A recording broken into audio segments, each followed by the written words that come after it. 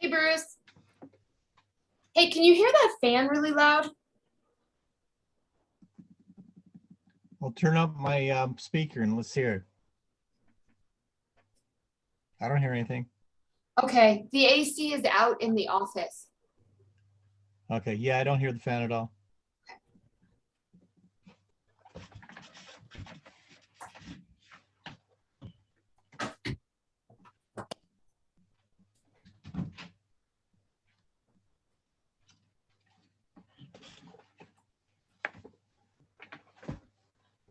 Hi, DJ and DJ. I see you there.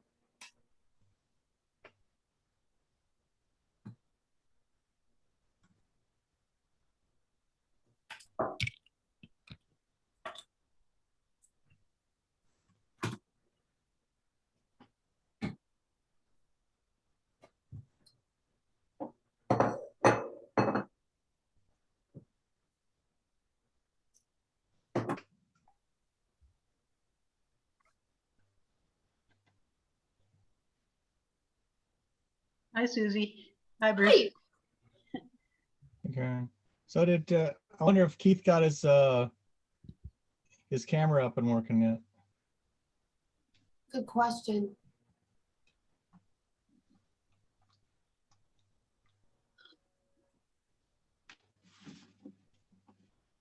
Has anybody heard from Norm? Norm resigned. Oh, He's got some family stuff happening, so. So we're down to a total of 5 people now? Wow.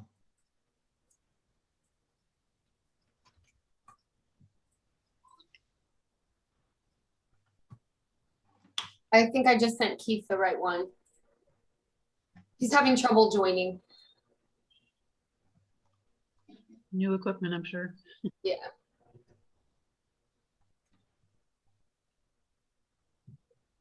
So I've been looking at compliance software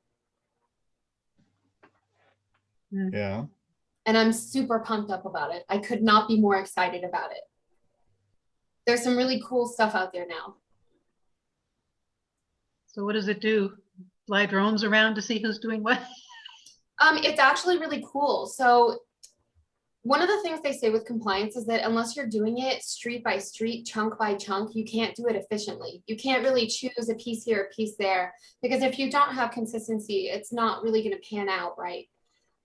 So this thing allows you to go out and it works offline, and it works on a map system that uses icons that are subject matter oriented. And so it creates these giant maps with histories, with photographs attached automatically. It's really cool. Hi, guys. Morning, Tom. Good morning, I think. So we got one labeled There it Susie is. Brewster where we have the top of somebody's head. Looks like Glenn.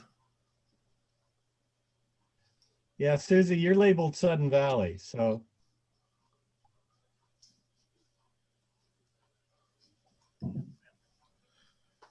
oh, there you go. We still only get the top of his head, but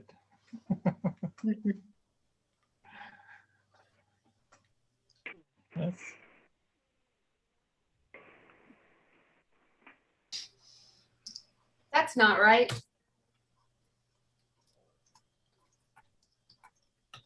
you got Joel.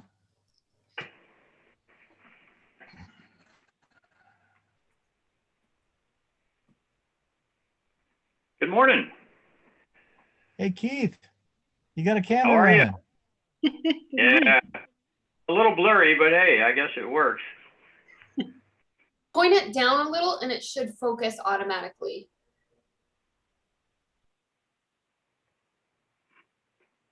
That's a little better. Yeah. That's all right, believe me, you're better off. Yeah, I was gonna say, now that we see you live, maybe we were better off without the camera. Yeah, I agree. I know. So we got. But thanks for doing it. So we're only missing Chad then, huh?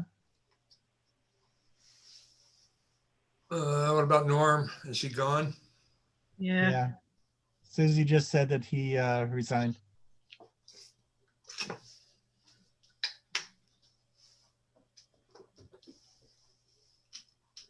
Well, before we start the meeting, I spent quite a bit of time yesterday with Ken, the homeowner at 72 Louise View. And we spent quite a bit of time on the property next door. And that might be something we really want to keep our eye on. The new construction?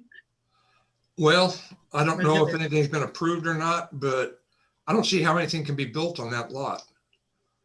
I don't think he's got 100 feet from the stream to the street. But the homeowner said that guys told him he's done some cutting of smaller trees. He's got a lot of stuff flagged. What's the address on it? It would be 74 Louise View or lot number 84, I think. It's the one directly to the west. Hey, we're all here. Hey, Chad. There's Chad.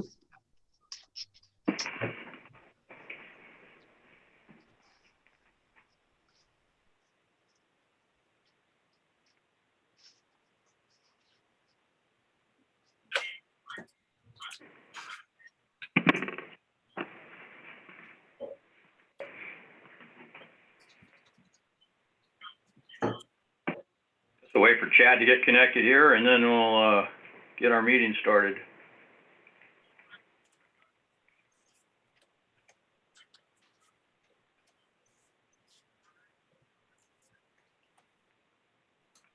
We do have DJ and DJ here. They have new constructions with us. Which ones are they? The first three, 4 Gray Birch, 7, 16 Baywood.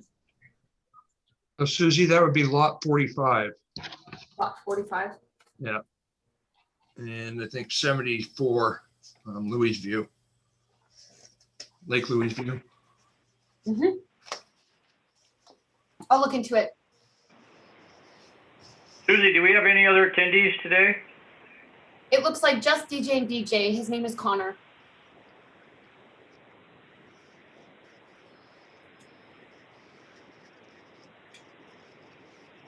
Morning, Chad. Morning. How you guys doing? Good, good, good. Uh-oh. You I think bet. we should get this meeting going here. I'd like to call the meeting to order. Okay. I'll second. I think the chair can just do that.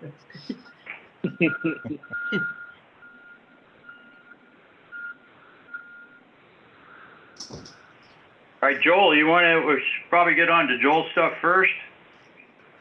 Actually, I wouldn't mind if we deferred those. I mean, we could deal with them, but I haven't had a chance to really look at them that much.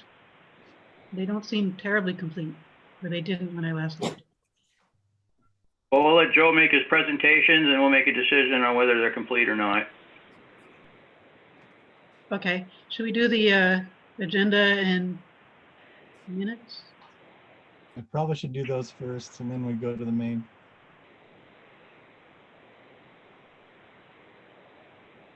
You ever able to see that spreadsheet on the on the Google Sheet stuff? Who are you Yeah, I asking? was able to. Okay. Yeah, we could just walk down that, be probably the easiest. I mean, we'll start there and then we'll jump down to. Yeah, yeah. All right, so item number 1 is approval of June 3rd, 2021 meeting agenda. Move to approve. Second. All in favor? Hi. Aye. All right. Looks like unanimous. Number 2, approval of the May 27th, 2021 ACC meeting minutes. I didn't see them online. They've been sent out. I'll make sure that they get posted today. We've had a little bit of latency in the front office as they catch up to everything. Okay. The only question I have is, are we needing to add a vote for, what was it? 4950, the builder on the corner here that was over his 90 days to start? Oh, yeah, we should add that to the agenda, Got the maybe. emails out there. I can't remember the address. That was Um, 58 North Point. Yeah, 58 North Point. Yeah, Yeah, that's on the agenda. Is it on the Is it? agenda? no, it's not on mine.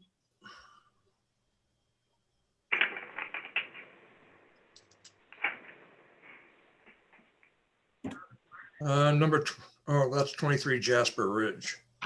Sorry. Yeah, I think that was just something that came up in the emails. I think just needs a vote to show that we did it.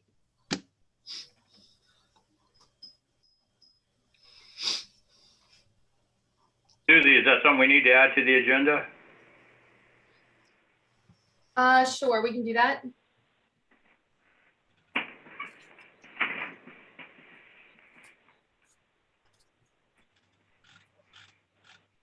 So what are we going to do on the minutes if they haven't been viewed Can or we defer- reviewed? Can we defer to the next meeting? Need a motion? Move to defer?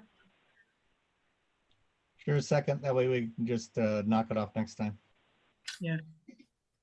All in favor? Aye. Okay, unanimous?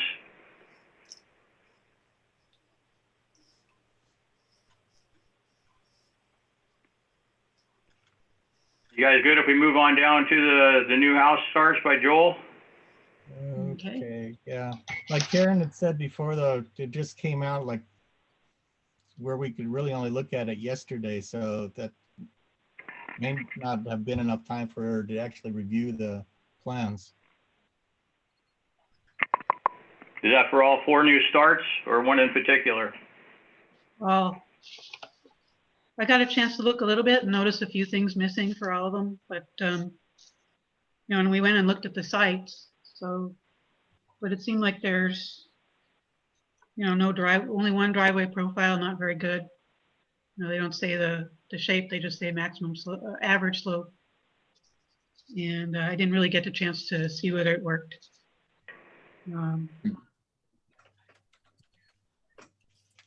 So we've had, yeah, we've had all the site plans up in the drive since Yesterday. I thought well, some of them I've been updating. So for example, I think it was 4 Gray Birch, the realization that the stormwater, they've updated the stormwater, put it on the site. I've asked them to put it on the site plan, and they put it on there, and they put it in the wrong location that was not coherent with the stormwater plan. And we just received a copy of that, Yeah, I saw that. relocating it. And so I just updated that. But let's see. It would be nice if when you make stuff available for us, Joel, Mhm. you send us a quick email and say what you just posted for us. Oh, sure. Say things are updated.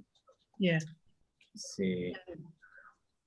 It would be really nice if we got everything kind of like, this is the submittal and not dribs and drabs. Mhm. And even if it's an incomplete submittal or whatever, you know, just like, this is it. And then we look at it, and if we decide we want to deny it because it's incomplete, we can do that. Mhm. I don't There know. was yeah, these ones all came in.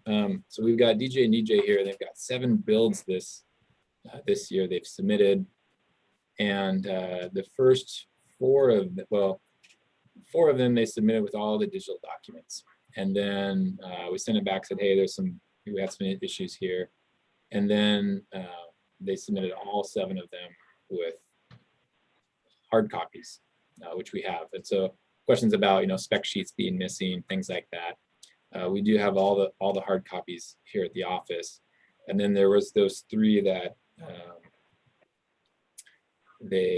we were missing some of the digital files, which we were able to, you know, I scanned in what we could from the hard copies.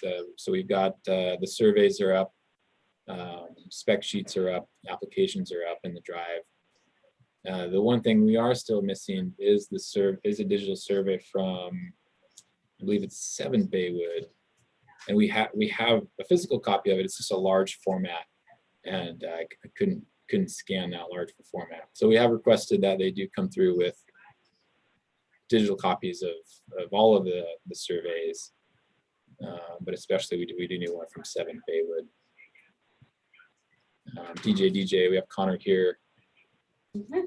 I don't know if he can answer that question for us. Hi, Connor. Hi. Connor, do you know when we can get a survey from 7 Baywood, or if those other digital surveys are available? I should be able to get them to you right now. I'm just tracking it down and can send it over to you. Okay. And that was just for 7 Baywood for now? 7 Baywood is the one we're missing. And then the scans from the others, 16 Baywood and 4 Gray Birch. We can probably work with the scans, but if you can get us digital files of those as well, just Yeah, I because can the send over scans, what you I've know, got. when you zoom in on a scanned photo, you can't, things start to get in not as legible. Yeah, I can send you whatever I've got on those. So when are we enforcing the digital requirement? When did that go into effect? Well, let's see. I saw there was some language in the policies for May, and it was still highlighted in red. I don't Yeah. know. Is that in effect right now? The board passed that. That is something that the wording is something that Noelle came up with on her own. And it deleted a bunch of stuff that we had seen and approved. Yeah, so when it comes to that language, we have to bring it back to you because of the way that Noelle had put it in is incorrect. So we have to have you re-okay the language at the next meeting. And I believe that Glenn also wants to speak to you guys about your interactions with the community at the next meeting as well. So both of those things will be happening.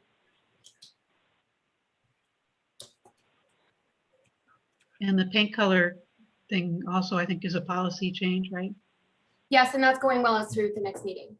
Right, and that's something I've been letting new applications that come in, let them know. Say, hey, we've got a new color palette that is going to be, you know, it has been approved. It needs to be adopted still. But I've been showing them that. That came after these our DJ and DJ files were submitted. Yeah, just make sure that they know that alabaster on there is a trim color approval only. That is not a body color. It's separated out in the appendix.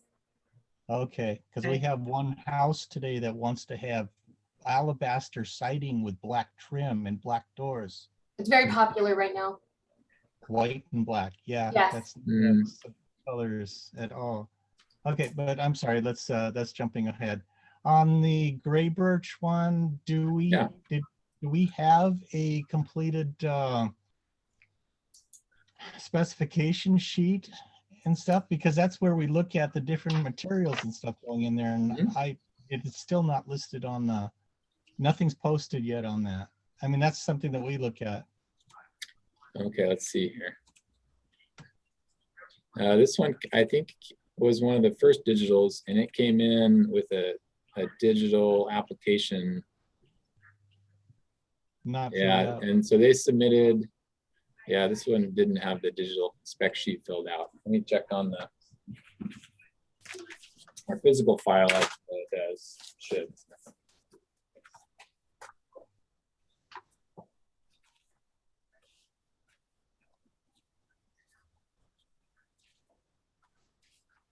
Yeah, I do. So I do have the physical copy of the spec sheet with paint chip samples.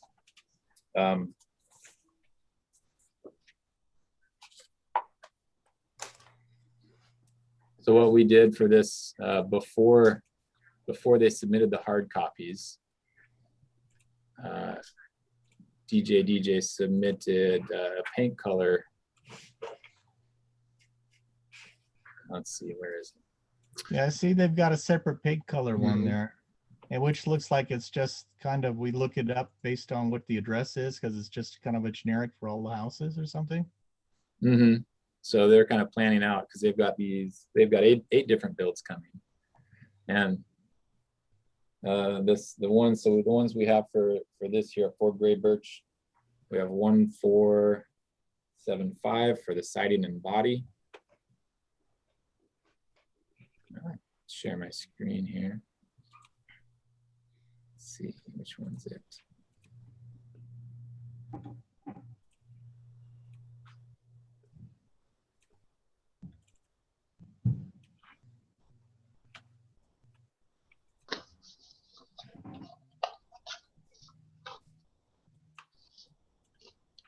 So we have 1475 for the siding and body. That's this guy on the top right.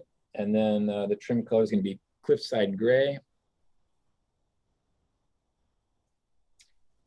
which is HC 180.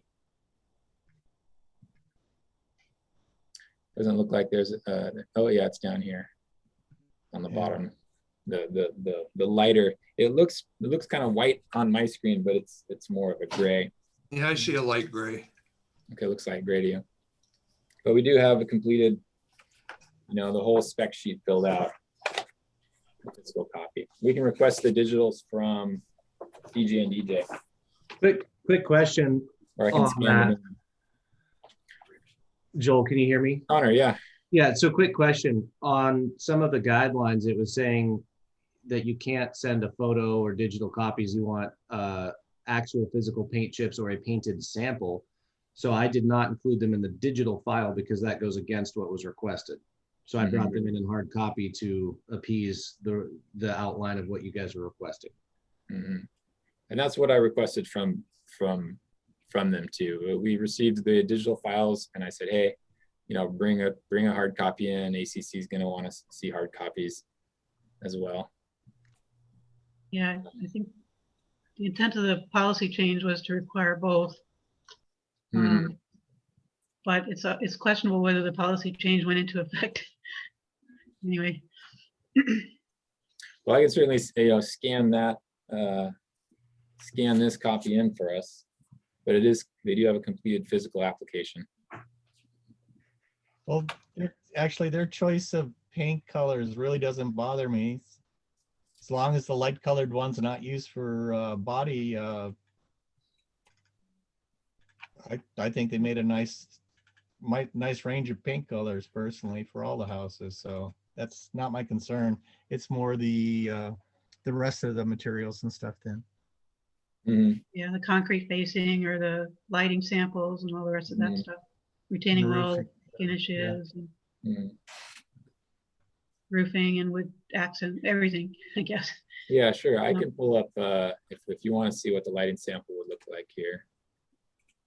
I think they've got. Let's see. Do you have similar lighting with the others?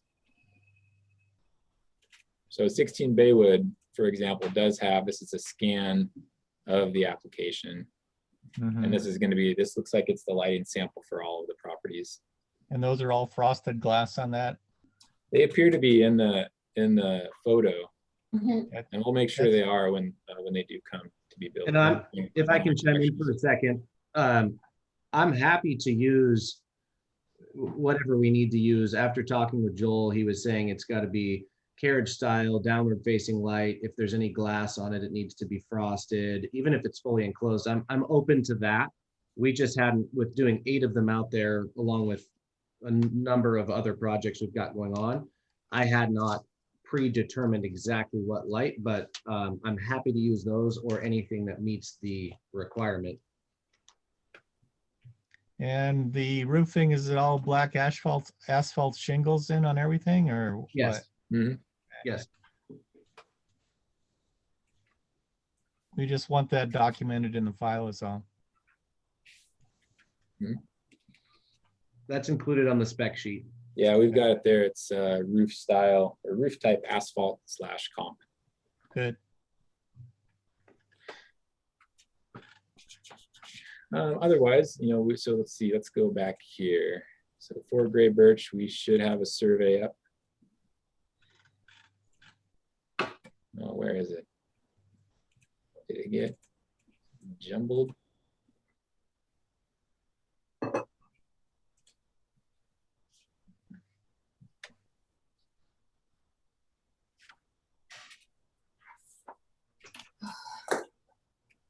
If my fan gets too loud, please tell me, guys. I'm gonna go ahead and mute for now.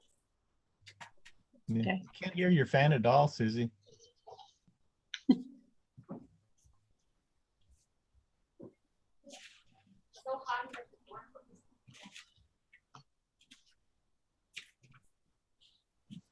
The AC is broken in the main office, so it's really hot with my door closed.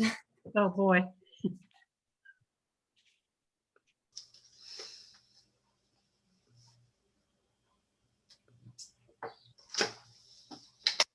Let's see, I thought I got a survey scanned in here. Maybe let me double check.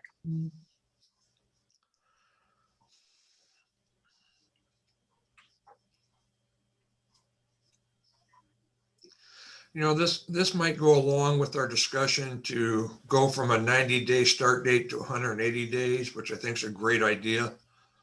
But we seem to get a lot of contractors that dump the stuff on us at the last minute. And it would be nice if they could be more proactive. Actually, it would be nice if each contractor didn't do all their applications in the same time. In other words, they do 2 or 3 to start, and then they get an idea of what we're looking for, and then they don't have to fix, you know, all of their plans in all the same ways. You know, once they get 1 or 2 through, then they'll know how to do the others. It seems like, and so we don't have to search through all the sheets for all the problems that are recurring on all of them. This set, the clearing limits and silt fencing outline is missing. I can't tell from this scale whether the elevation views are labeled with actual ground line elevations. This is not that steep a lot, but still good to know. In Sun Valley, when you have a 5-foot setback, it's kind of important that you're not too different from the existing grade, because you have to meet existing grade at the property line or the clearing limits, whichever it is, you know. So I do like to check that, because there have been some problems with super steep areas that contractors leave that should have retaining walls but don't. And don't the requirements say that setbacks are supposed to be shown from the roof line, the eaves, not the corner wall, the exterior walls? Seems like everything's coming in with the wall. Yeah. Here it looks like they've got them kind of both ways. We have a bunch. Yeah, we have a bunch on here, but we do have some that do go to the eaves. Yeah. One thing that I've seen that I don't quite understand on the landscaping plan also is, this has showed up on a bunch, is I'm under the impression that if you have a lot more than just a touch of grass, that you're not meeting the phosphorus loading on that when they run the stuff for the county for a watershed. And yet these things are all coming up with large areas of grass.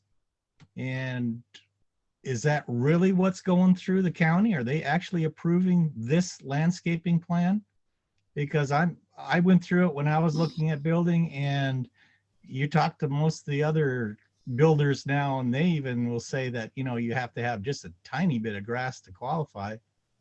And most of these plans that we saw on this list are mostly grass being planted for landscaping. Connor, can you answer that question? Is this, How does county look at this? Yeah, we haven't run into any issues with the county or even had a request from them for any sort of landscape detail. The only landscape detail that was requested or required is for these meetings. Yeah, I don't know if the rest of you guys know, in 2016, Sun Valley signed a memorandum of agreement or understanding or whatever with the county that assigned the ACC the job of enforcing the landscaping requirements for the stormwater. So we were all along since then supposed to be doing that, I guess. I don't know who told us. Who's doing that phosphorus loading calculation then? I thought that was their designer. That should be the engineer. Right. Stormwater report. So You really, our submittal requirements should include their design report. Or we can maybe get it from the county, the design report, because the county says they're going to enforce the inspection of the system itself. That we actually don't need to do that. Hey, You know, Chad, can you add your 2 cents worth in here? I'd like to hear what your thoughts are on that. Sorry, I was talking to we had a city inspector on my job that I'm on right now. So what's the question? We're looking at the phosphorus loading calculation that they do for the landscaping. My understanding was that you put almost any grass there, you're not gonna pass and qualify on that. Now, who is and most of these plans that we're looking at today have giant areas of grass for landscaping, and I'm wondering how or when doesn't the county do the calculation on that, or who's responsible on that now? You know? Yeah, that normally goes as part of the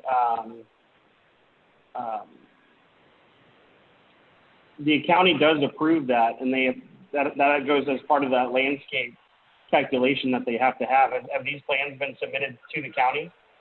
Yeah, they're all being issued today. All been ready to issue for some time now. But we have not run into any questions regarding landscape. Okay, yeah, the amount of grass they'll probably ask you to reduce that. Yeah, and typically with the county, what I've seen is with the erosion control or any of the other inspections requiring the landscape to be reviewed, they bring things up in the field, and we are happy to pivot accordingly. We're not married to exactly having this if it's going to meet what we do. Okay. Yeah, our landscaping plan in our policies, and this is one thing that I think could be, the language could be improved. If you want to be more specific about the landscaping, then we need to add it in there. But right now, it just talks about having a landscaping plan that is ready to go. So this is not in our purview then? It's a little outside of our purview to try to run calculations on, Right. You know, phosphorus loading, how much grass is here and there. Ours just, says landscaping, existing native vegetation shall be utilized to the greatest extent possible when formulating the landscape plan. Talks about preserved trees on the lot, cut and fill slopes, need for retaining walls, removal of construction debris, disturbed soils. So talking about things like having a planting schedule, numbers and species of plants. I don't find any language in our policies specific to that. If we want to start requesting that from builders, and I think it does need to be in the policies.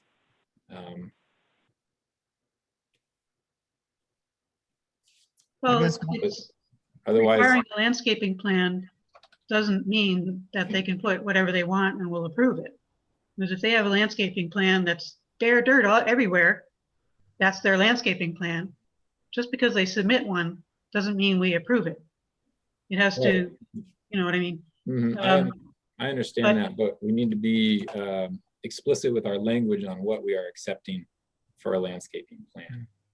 Well, my question here isn't so much on the landscaping plan itself. My question is on whether or not this has actually gone through the phosphorus loading and who's responsible for that. Because I know when I ran the calculation, this would have thrown it way out of. Yeah. It sounds like this is the county's issue. Yeah. So we want to make sure that the county has signed off on that before. Well, I know that Joel is highly in contact with the county, so I'm sure that he'll be willing to talk to them also about this landscaping issue. That would be great to make sure that we get things, the process and get it signed off. Yeah, it's my understanding that they are supposed to have a designer, stormwater system designer, unless they use Sudden Valley's pre-designed plans. And then that designer has the responsibility to design the system and tell everybody else what's required. Sure. So where are we at with this And- house? And they have been doing that. The last submittals had a layout for the system, and Okay, but if it's not in our language, we can't require it right now. So if you guys want to change that language, we can talk about it. Yeah, Karen, that's actually a different item there because the phosphorus loading was based on the landscaping is what they did. They're right, heavily what pushing- Axe has been doing is saying how many square feet max non-native landscaping is allowed on each site. Exactly, yeah. So if that's it's just my 500, concern. Just looking at this, it doesn't look like it would pass that. So I just want to make sure that it's been signed off by the county. And if Yeah, not, well, then we So just need, Joel, can you make sure that the county is okay with the landscaping on this project? Certainly, yeah, and I'll talk to county and see what their, how they evaluate their landscaping plans in general. Great. now this particular one, I believe in the file, there was the stormwater report. We do And have they that. did say how many square feet, and it was nowhere near this. There's Axe had a report that's up there on the spreadsheet in the files. And yeah, in there it says 414 square feet allowable landscaping. And even tells you Okay. where to put So it. it sounds like these things are dictated by the county when they go out for these visits. Is that right? That the agreement will be made then? That's not how it should be because that's not been working well. I talked to Michael Kirshner about it a while back when he sent me that spreadsheet that he has to the guide for landscaping. And he said they put that together because, you know, the sites are not looking good. But since 2016, we're supposed to be enforcing those requirements. So we probably should change our policies, I guess, to be a little more specific. Okay, so but on this house, where are we at? well, on the landscaping, we need to make sure that it is meeting the county requirements, because if it's not, then it's not an actual final landscaping plan. So It- we'll have Joel check on that. Joel commits to checking on that. Yeah. And What else with this house do we need to worry about? Clearing limits.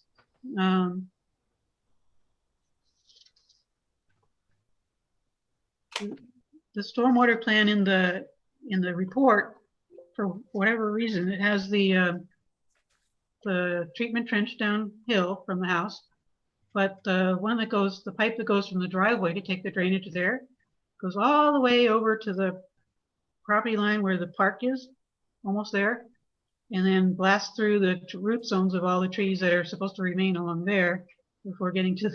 Why doesn't it just follow alongside the house? Is my question. Connor, can we update that on the plan then? But they're going to have to update that because the plan is already showing the wrong thing doesn't reflect the stormwater design. Yeah, that's not a problem. We can address that. Connor, you have your own in-house designers, is that right? They're not in-house, but they're gonna get done whatever we need real fast. Thank you, Connor. Yeah, we'll fix that and I'll follow up on that.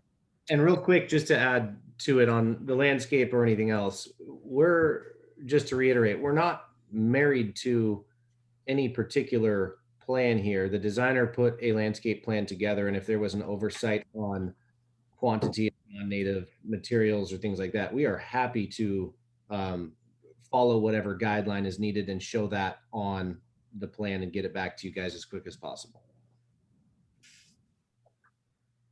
Thank you.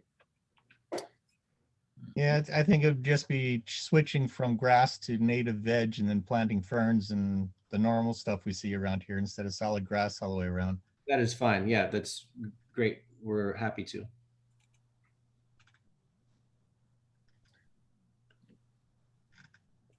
Let me get back to the spreadsheet here. Go for it.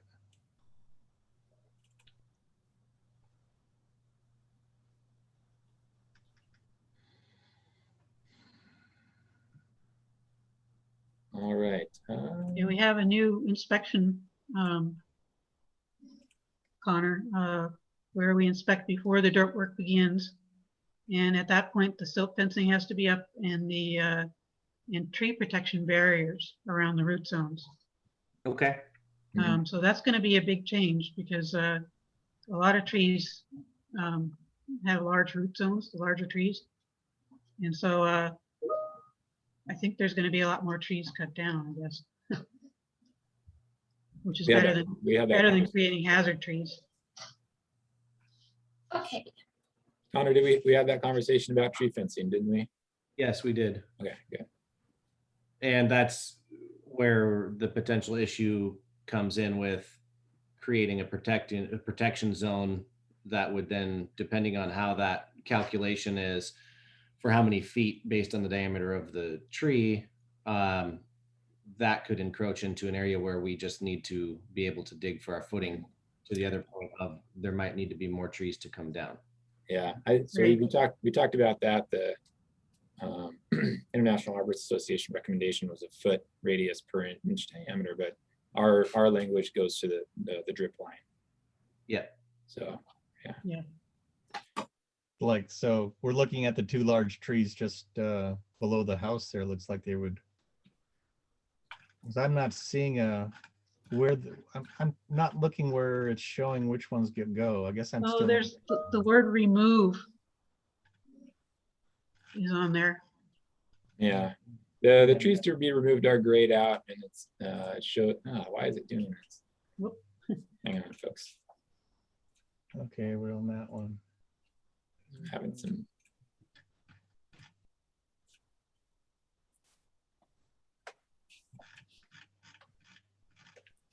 Yes, we've got. Okay, so you can move. Okay. Having some technical difficulties jumping around here. Trying to For draw some on here. reason, I was in the stormwater plan when I was looking for that. Okay, yeah. It's also labeled, this tree to remove. So the trees we're retaining are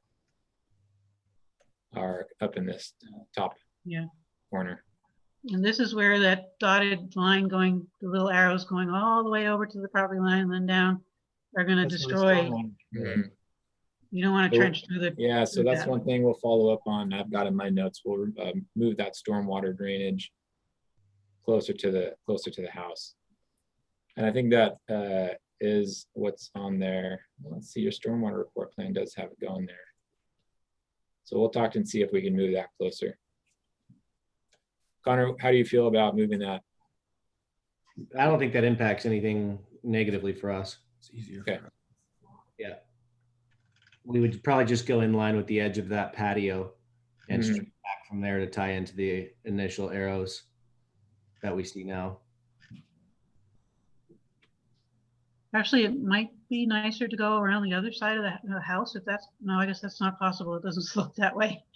And our filter box is on the other side of the backyard Yeah, and then running out towards the other side of the house. So we would go probably in line with the edge of the patio just outside of it and run straight back at that point. so the really big tree is going, right? The one that's right next to the system, Mhm. that's removed, right? Correct. Yeah. Yeah. So just a double check on the elevation plans, they marked their, they list the height from the lowest grade. So that's our finished grade. Is that the number we're looking at for our 30-foot calculation from the lowest? Oh yeah, so for the height requirements, It's basically there. Zoom in on that little number on the upper left corner of that west elevation. mhm. Yeah, I had it at definition 1. Yeah, I And noticed then they get- always do the lowest grade one there, and it's staying below 30 pretty much. So Mhm. that would meet the def. Is that 2? 30? No, that's the highest grade. Well, yeah, but they're listing it, and it's on the same. It's the same. So that would at least be something to check on that one definition if that's Mhm. actually the finished grade they're measuring that from. Yeah, so I have us here at about 24 feet under definition 1, which gives us a 30-foot maximum at 5 feet. Okay, and that's what they're listing on that corner. So that's, if that's consistent, that's nice to have a place where it's actually marked. I Mhm. like that. unusual lately. I'm trying to have the builders to, that's one of the examples I'm showing them.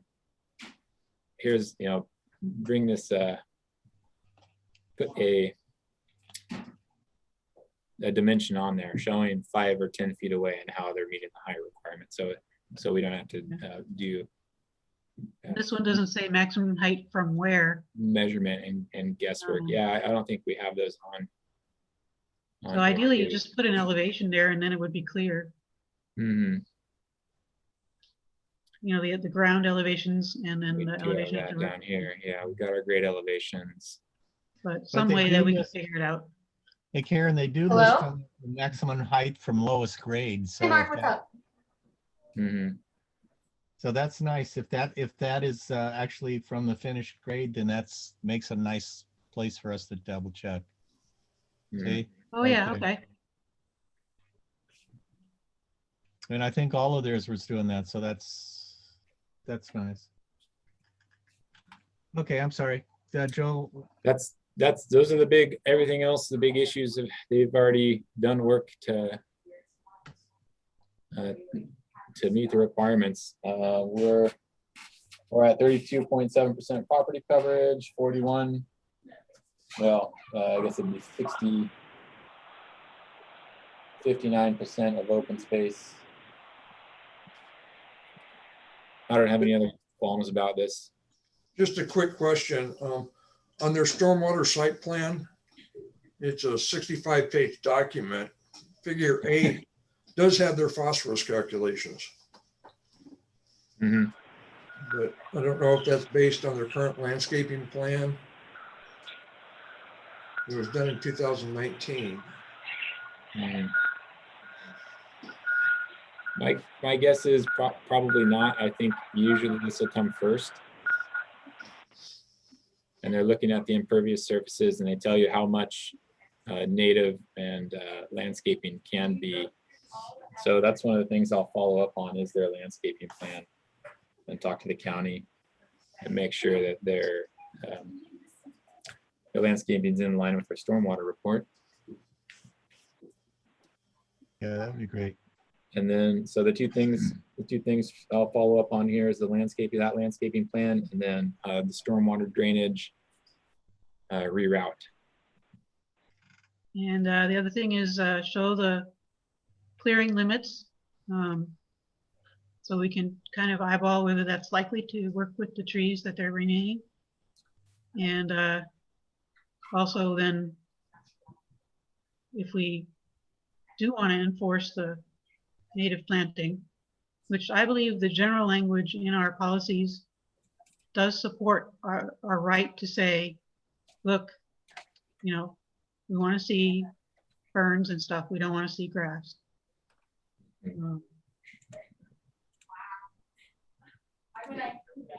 And then we can do what Sun Valley agreed to do for the county, which is enforce the stormwater requirements as far as the landscaping goes.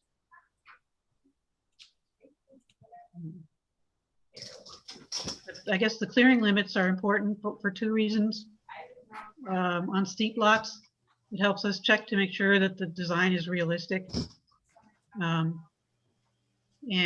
the other way, well, to realistic in terms of meeting existing grade within the property limits. And also whether that which trees you can realistically protect and keep. Are there is there language on the clearing limits in our policies? They have to show their erosion control, which that amounts to the same thing. The silk fencing, where that goes, is part of the erosion control plan. Mm-hmm. Actually, under our current requirements, I think it's pretty much the only erosion control. But yes, we do require they show that.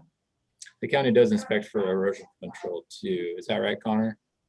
When they Correct. do come out and do one of their first Yeah. inspection, I believe, is erosion control. But And that's they one do of it- ours as well. They do it after clearing and grading, which is Mm-hmm. mind-boggling to me. We used to do it that way too. So they do all their dirt work and then they put their silt fencing in later. That's not how it should go. Yeah, let's see.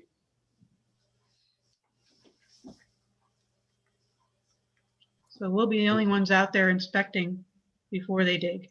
Yeah, do we have on our quality and Well, content? Karen, you put the silt fence in afterwards because you'll just destroy it if you don't put it in. If you put it in before you do all your excavation, it just destroyed. That's why it goes in afterwards. That's the problem though, because then that means you're digging beyond where you need a bigger excavation than you're showing.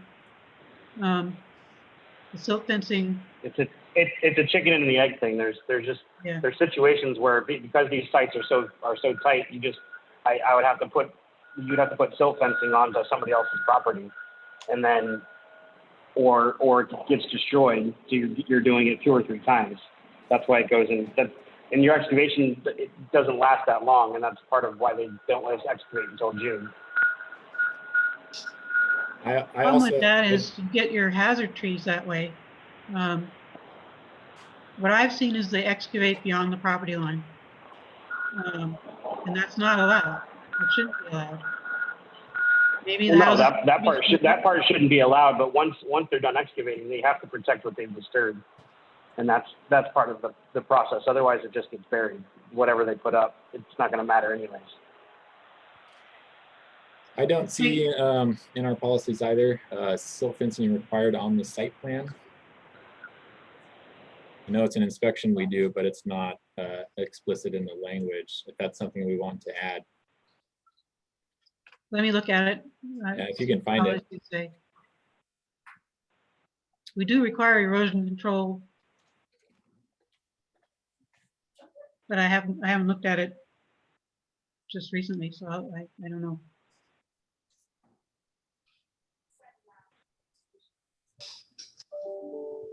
Yeah, looking at the stormwater calculation, yeah, he's right. You got a max of 413 square feet of landscaping or grass. So that could just be adjusted to match that would be great. We're happy to do that. Okay. Also, quickly on the silt fence and Karen, you had mentioned that people dig past property line, and I think that's very case by case, and perhaps there's some sort of penalty for that, but not an assumption that everyone's going to do it. Connor, you're not going to do that, right? No, the point of the silt fencing is to be around all the work, is to protect other property from runoff from your work.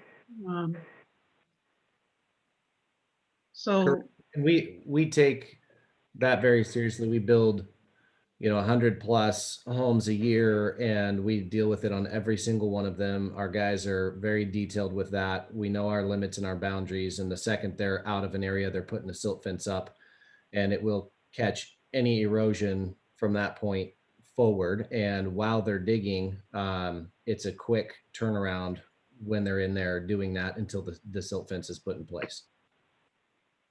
Well, I think until we change the policies again, you're going to have to live with the silt fencing having to be up before you dig.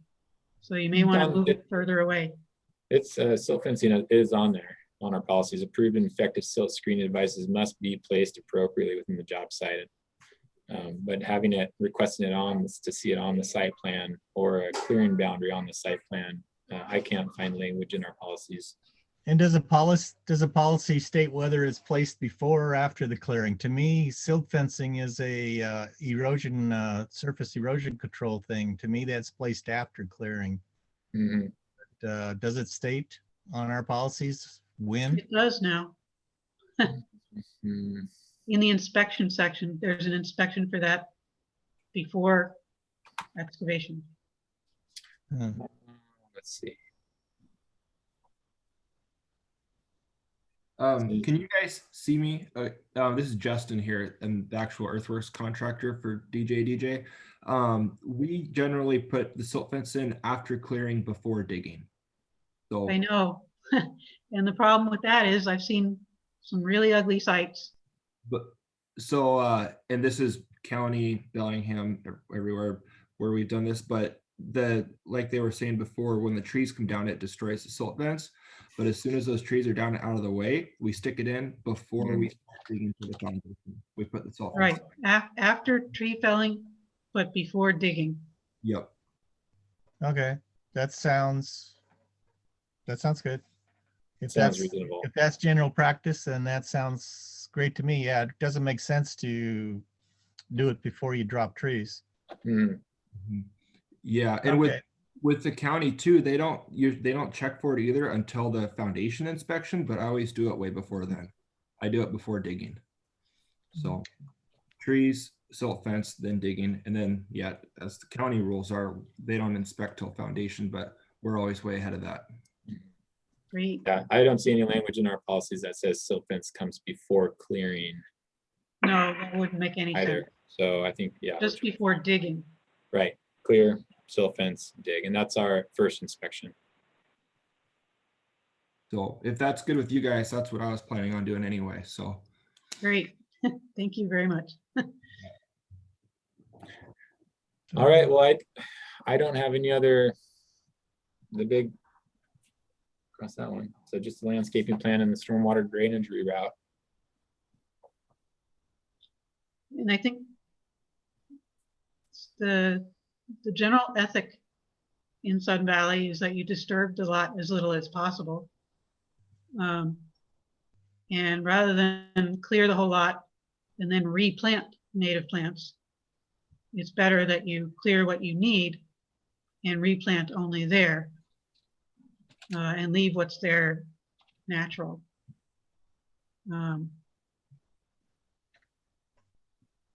So that's why the landscaping plan, I thought, should reflect the clearing limits. You don't have to show a planting plan for areas that you're not disturbing. Understood, and we're happy to address that. Okay. Anybody ready to make a motion on these? So I didn't hear, how are we on the slope for the driveway? I couldn't quite figure that out. What's Sure. what's the It's max on, like slope on the driveway? Maximum slope is 17.5 degrees. Okay, so well within, and it's, I assume it has the Yeah. drain strip right before the degrees. Mhm. Yeah. Yeah, 20, No, I think it says sorry, percentage. This percent. Yeah, so we're Um, within, we're within the Okay. 25% rule. Okay. And yeah, we do have a strip drain in the driveway. Well, not in this It's on the site plan, not the landscape plan. Yeah, So it sounds like we're well within all of our main parameters as far as height setbacks, and looks like color's fine, and we just need the landscaping in, right? Touched up and then the rerouting of stuff. So I assume we could vote for approval and just pending you making sure the file's all updated, right? yeah, I'll make sure they get the digital files. Digital files, landscaping, stormwater. Yeah, we'd like to see the landscaping though, wouldn't we? I would think so. I would like to, yeah. Quick question on that. If we're meeting the requirements and we're happy to get them, but if we're reducing the size of non-native to be within the 416 square feet, and we're going to disturb as little as possible, we're happy to have you see it, but to have it pending that before we can move forward, is that a large concern if we're only going to be approved based on meeting those requirements anyway? To me, I think we could go forward with everything, and we just want to have the landscaping plan kicked back through us for a quick review. When we kick things back through, it adds a lot of paperwork to things. If you guys could be okay with Joel getting the okay from the county on it, then I feel like that's what really matters.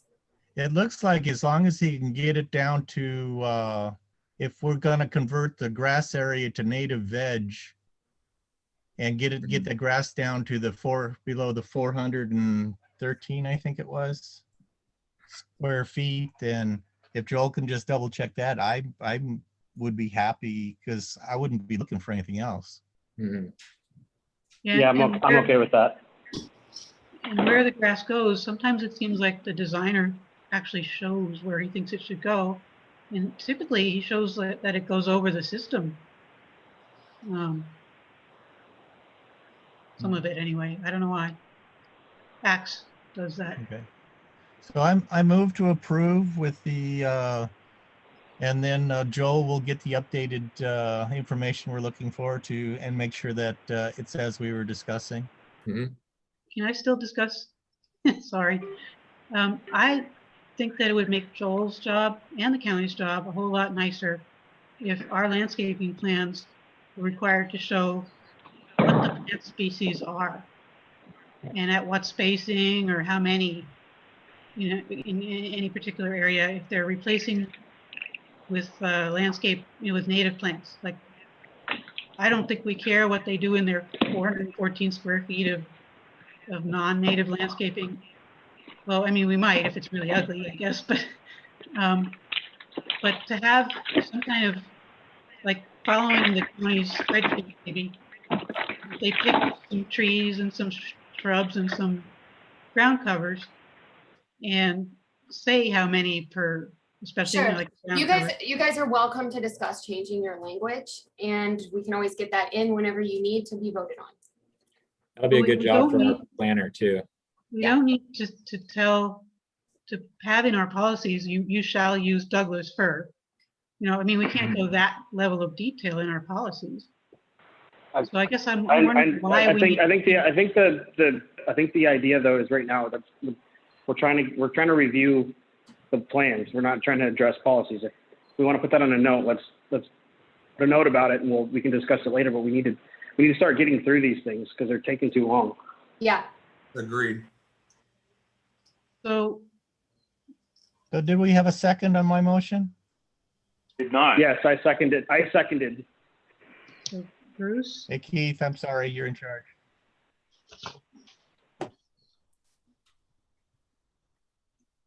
No, I asked the same thing. Did we? Who seconded it? Chad? Chad. And the motion was what? Bruce, to approve.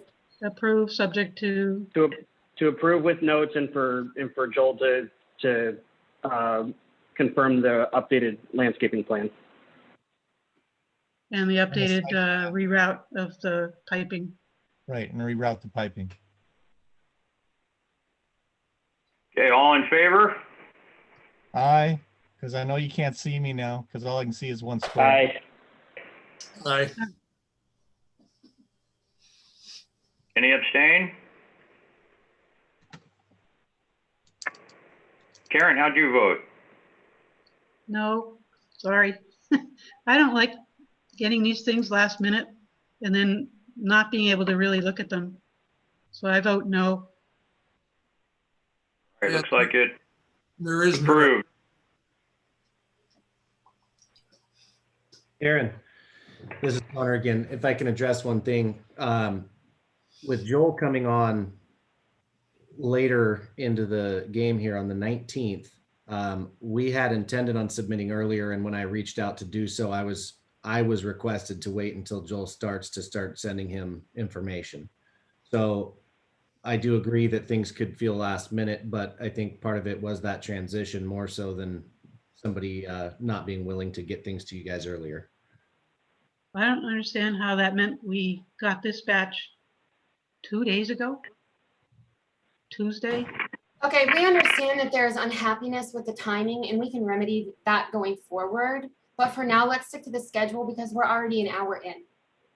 Yep. Yeah. Looks like that one's approved 4-1, correct? Yep. Yeah. All right, let's move on to 7 Baywood. You know, I'm just wondering with this many new construction packets at this time of year, whether we shouldn't just automatically set up a second meeting just to deal with new construction. We have meetings scheduled for every week until I believe the end of July so far.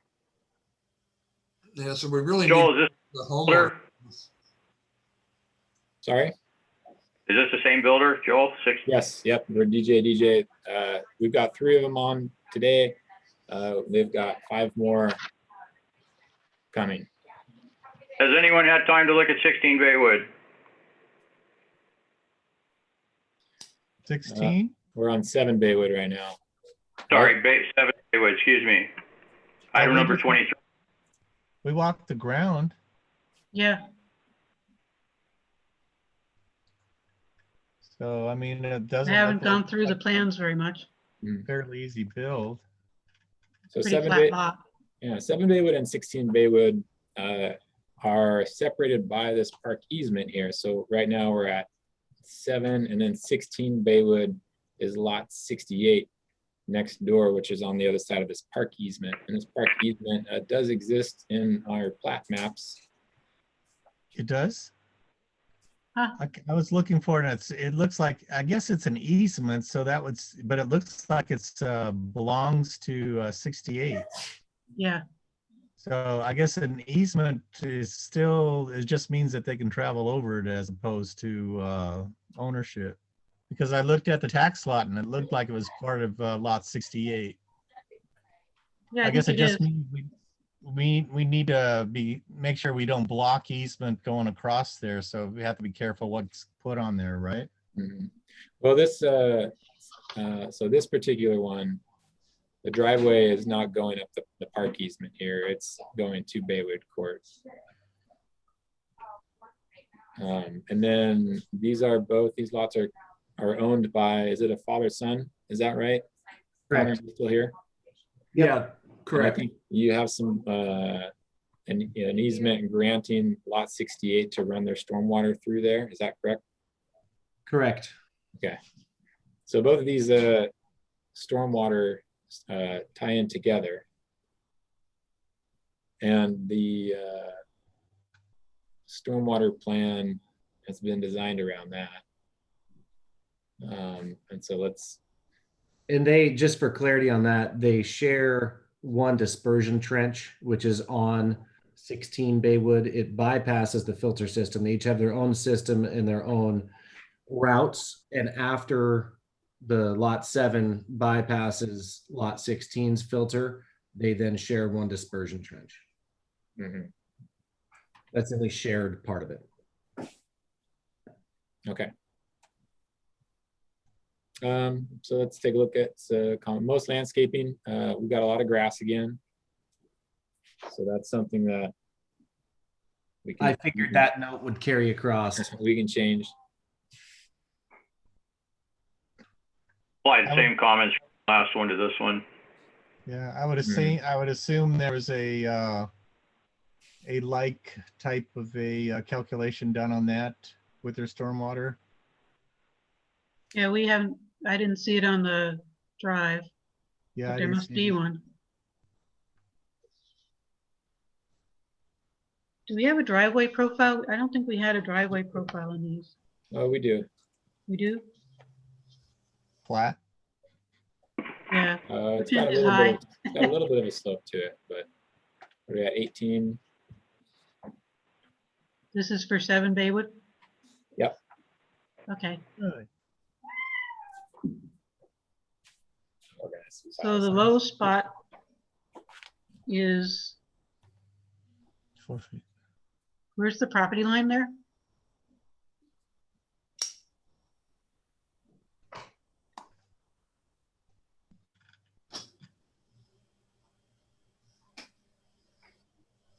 Let's see.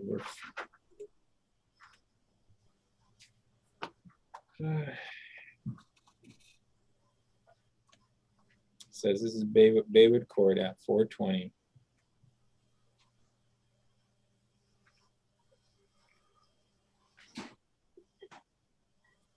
Oops.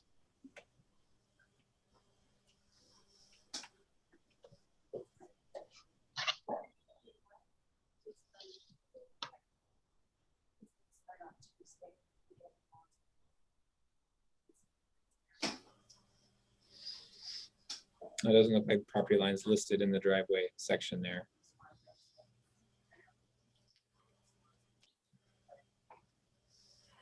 On the driveway section, I can't blow it up enough to read what the slope is. Oh yeah, it's small. It says 19.17%. So we're within the 25% maximum. So they're, I didn't think it was that steep. Okay. first 9 feet, we require 23. Okay, so that's all right. Maybe the 19 to 0 might not be quite the way we do it, but there's a 3.5 foot at 18% in our Appendix A. But this is mostly a problem for the actual owner, I guess, if it's going to be a problem, the transition. And that you guys can probably just smooth it out anyway. Correct. So the strip drain will be right around at the low point, I assume. The strip drain Yes. shows, yes, at the low point, closer to the road. And that'll drain into the stormwater system, I guess. Correct. Is that what it is? Okay. Yes. Also, any of these driveways, if we have an opportunity to lessen the slope, we are big fans of that.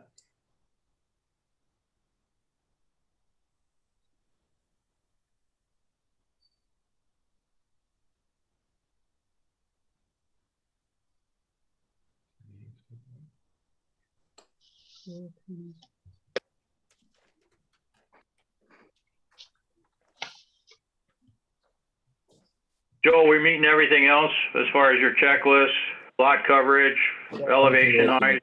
I was opening up the wrong favorite file.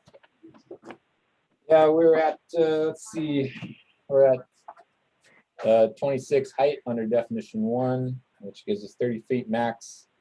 We're within the setbacks. We're at 25% property coverage. We have 66% of open space. I have no other comments. Electric only. Yeah, these are our electric. We had that question came up. These are electric only. I have no. All of the questions I had originally with Connor have been addressed. Which gate is this located in? It's gate 5? No. No, 9, I think. So that's propane? I think they're gonna do, yeah, I think they're gonna do all electric. Isn't that right, Connor?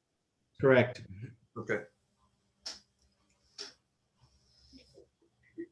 If you try to put a propane tank, I'll find it. I'll find you and We don't want them.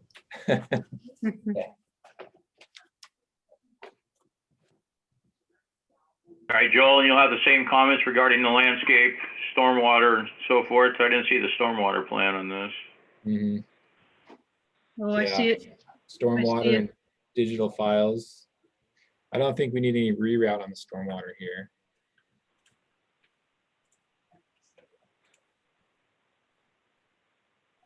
Yeah, it's unclear where it goes from the lot.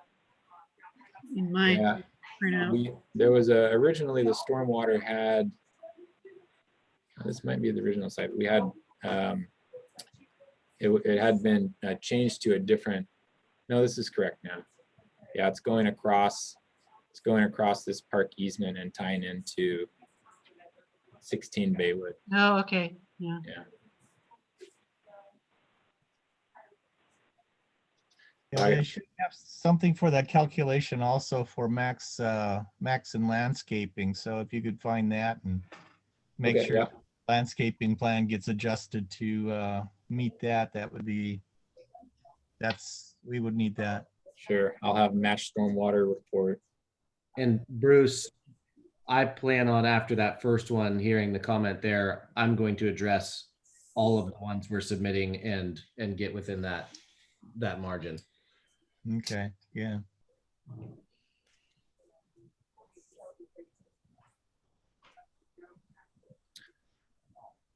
And we should be sharing the plant choice spreadsheet, I guess. It's a little bit, it has one little thing where they put a shrub as a tree. This is the county. I have been sending out that Whatcom County planting guide. Yeah, Builders. and I have no idea if that particular shrub, I've never seen one here. I don't know if it would survive here. It's a red twig dogwood kind of thing. But anyway, it's not a tree. Red twig dog, deer would like it. So we might want to talk to the county about that, you know, which of their plants are maybe not such a good idea in Pleasant Valley. But if that's available for the contractors to use, I think that would help Joel and the county inspect a whole lot better if they know that the designer, you know, the builder has decided to plant, you know, sword ferns and we can have that pine conversation. maples or whatever, you know, instead of just having to on the inspection site decide whether the plants are that they've already bought are okay or not. Right, we can have that language with our planner too, and have them when we're updating the language for the policies, and we could, you know, use that. Specific plants must be cited and located and so on. Yeah. Do we have any? I wouldn't have thought that would need to be spelled out, but yeah. Do we have any more questions for Connor?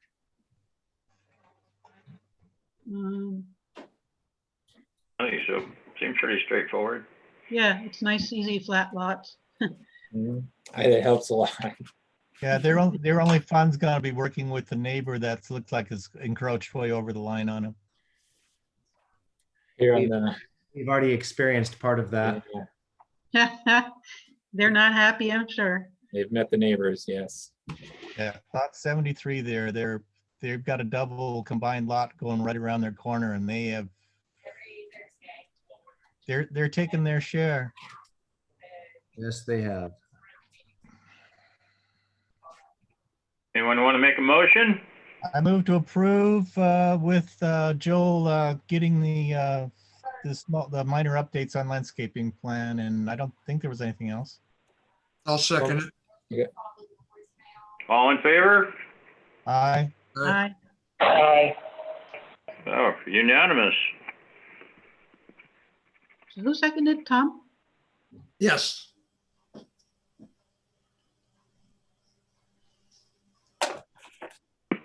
All right, next up. 16 Baywood. Joel, you got your comments, Joel? Yep. Landscaping plan, stormwater report, digital files. We're going to match the landscaping with the stormwater report. Yep. Okay. Let's move on to item number 24, 16 Baywood. We're moving next door across the.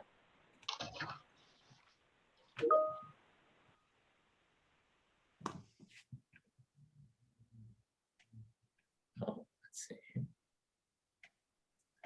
So while we're on here, you can see where a 7 is going to come across and build into their drainage field. All right, let's see.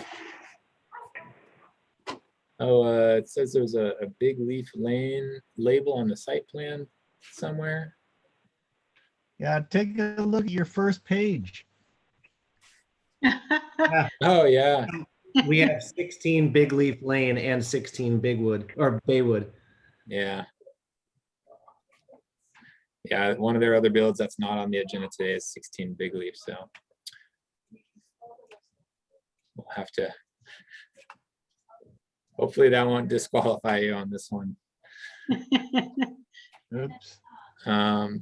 Similar comment, landscaping, meeting the phosphorus loading, so I'll get that on here. Yeah, I want to question not marking, there's a 30-inch tree. Let's see, to the left of the house there. Facing front? Well, in the orientation, we're looking at it now. But yeah, that one. Right here? I think that you can't really, I mean, you'll probably destroy it. I mean, you could try to keep it and see what happens during construction, but I really think that is unlikely to survive in good shape. And even if it does, it'll be overtopping the house right away and people aren't gonna like it there. Mhm. Joel, were you able to find out from Axe whether the canopy plan feeds Yeah. into their work at all? Yeah, I did talk to them and talked to Aaron. He's the head engineer there, and he said they do not take into account the tree canopy into their stormwater calculations. They just count the area as, you know, native landscape. So the area of tree canopy does not have an effect. Okay. So good. are we saying we'd like that 30-inch tree removed? Karen and Bruce, seems like you're both in agreement with that. Yeah. I think too close to the house. If the root zone does survive, it's still gonna be a problem with the proximity later. of the house there. Yeah. All right, Joel, you got that tree to be removed. Got it.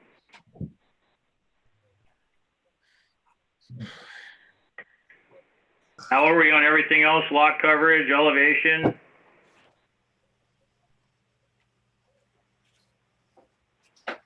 We're good on everything else. Only 13% property coverage. We got 61% open space. I think, let's see, I think we asked them to move the garage back a little bit. They did that.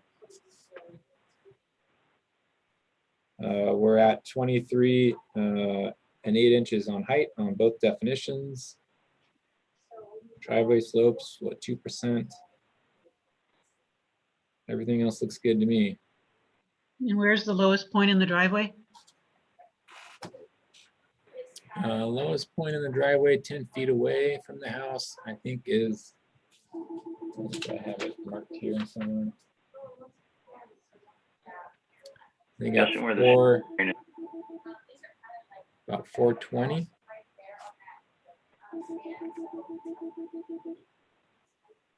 Yeah, it looks almost. Yeah. We're well within that. The strip drain should be there. And you've got another one out by the road. So between the two strip drains, what's this profile look like? Looks pretty flat. Yeah, it seemed awfully flat when we were walking it. 2.34% slope. Okay, so out by the road, it's lower. Mm-hmm. So that's why they have that strip drain out there. Okay. Mhm. Boy, do they have a lot of, what are those called? Catch basins. It's good.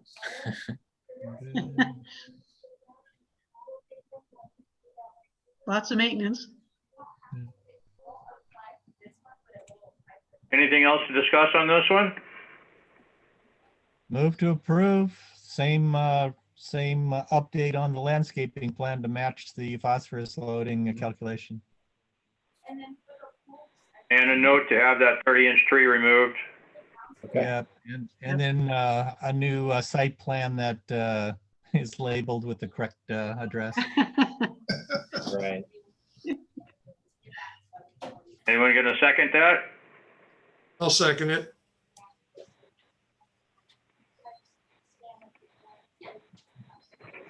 All in favor? Aye. All right. Hi. Aye. Unanimous?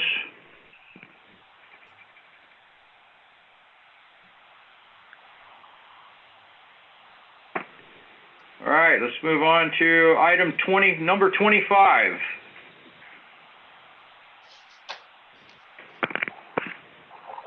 All right, this is Twin Flower. 4 Twin Flower. This is the This same one- builder. No, so we have a new builder here. This is Pavel, and he's a new builder in Sudden Valley. He mostly builds down south, lives in Arlington. Is he here today with us as a participant? I don't believe that anybody else is here. I don't see any. anymore. It's Oh, just yeah. Connor. Okay. So this one, I think, has enough complexity that I would really, really like to just defer it and not waste our time talking about it.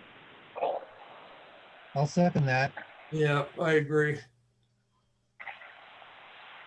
All right, move to defer. It's been seconded. All in favor? Aye. Aye. And you can also tell them to come back with a color that isn't a white body and a black trim and a black door. That, I'll send them the new, the approved colors. That's this one. yeah. Alabaster. Joel, was anything else that stood out to you, Joel, that we need to address as well? Let's see. Want to make sure it's all in your comments and we're all aware of it. Ford Twin Flower.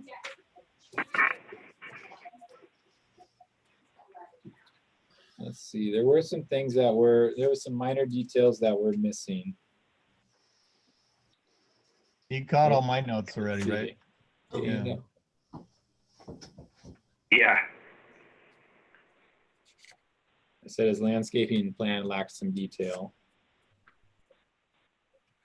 That's his landscaping plan.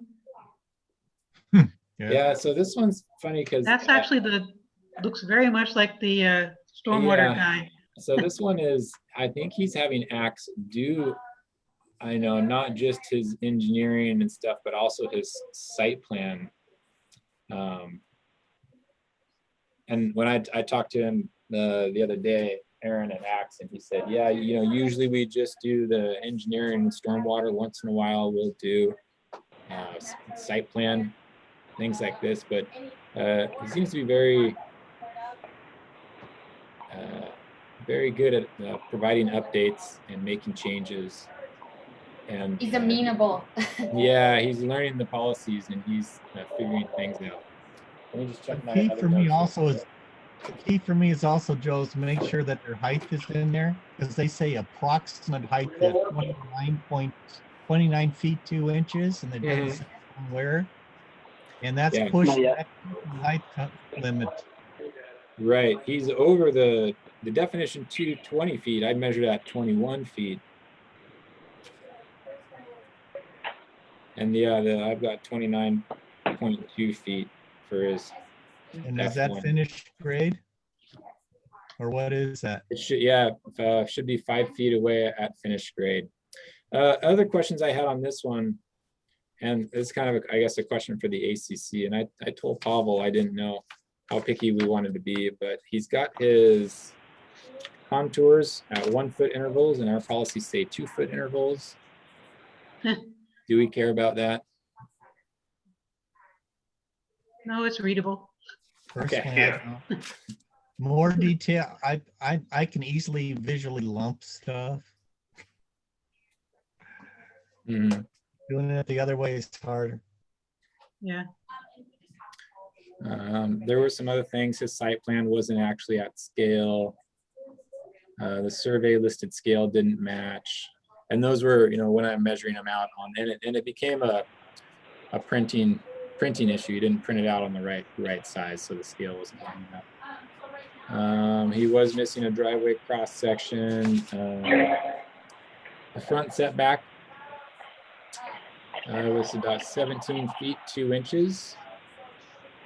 It looks And like also 12 feet looks- 4 inches. Yeah. Well, this goes to, yeah, maybe my number's wrong here.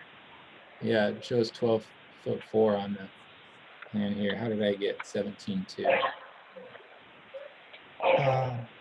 If So that's it- your setback, yeah, you can kind of tell them it's dead on arrival, but Yeah. Mm-hmm. I think that was, let me take a look here. What does these elevations look like for that front porch? I know I might not have it. it's a wide wetland area between the property line and that, but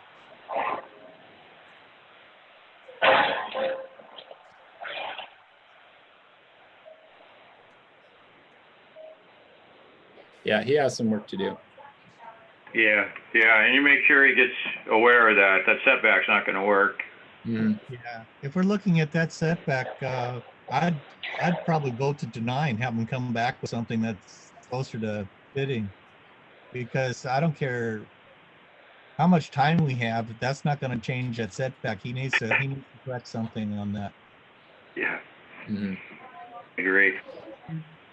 Yeah, let's see. I said for the 20-foot setback to the porch, I said the steps and railing should be okay to extend in the setback because it's measured because the setback is measured to the roof projections, the eaves. However, the covered porch section still should meet the setback requirement. It would need to be moved back. And that was the last thing I sent him.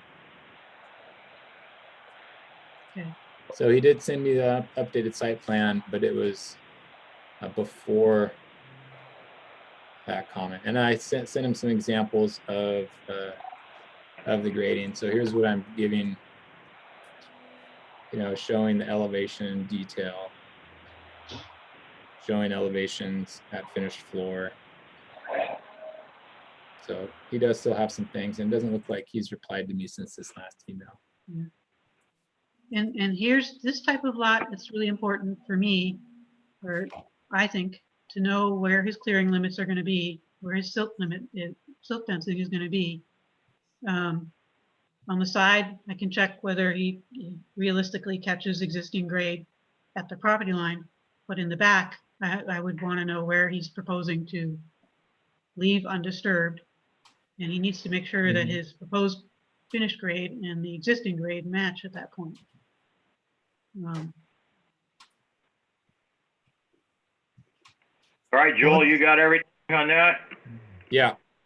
All right, that one deferred unanimously. Yeah. Confirmed. Yeah.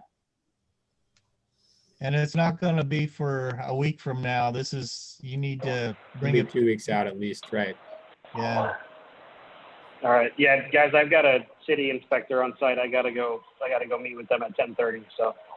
Okay. We're gonna miss you, but I'm glad you were here. We actually went through the construction while you were here. That's really where we needed you. Okay, good. Yeah, if there's any other questions, you guys can email me too. I'm available that way too. I can answer questions. All right. Thanks, Chad. All right. Thank you, guys. Bye. All right, guys, I think we're gonna head over now. Thanks, Joel, appreciate it. Yeah, thank you. We'll be talking to you soon. And then let's head over to item number 3, our tree removals. 8 Big Leaf Lane. That looks like it's just limbing, right? Yeah. They're limbing some small cedars that are already been limbed up quite a bit. So that will just make unhealthy trees. The one that we both agreed was good was the alder. So Karen and I were out there and we talked to the owner and went through some options.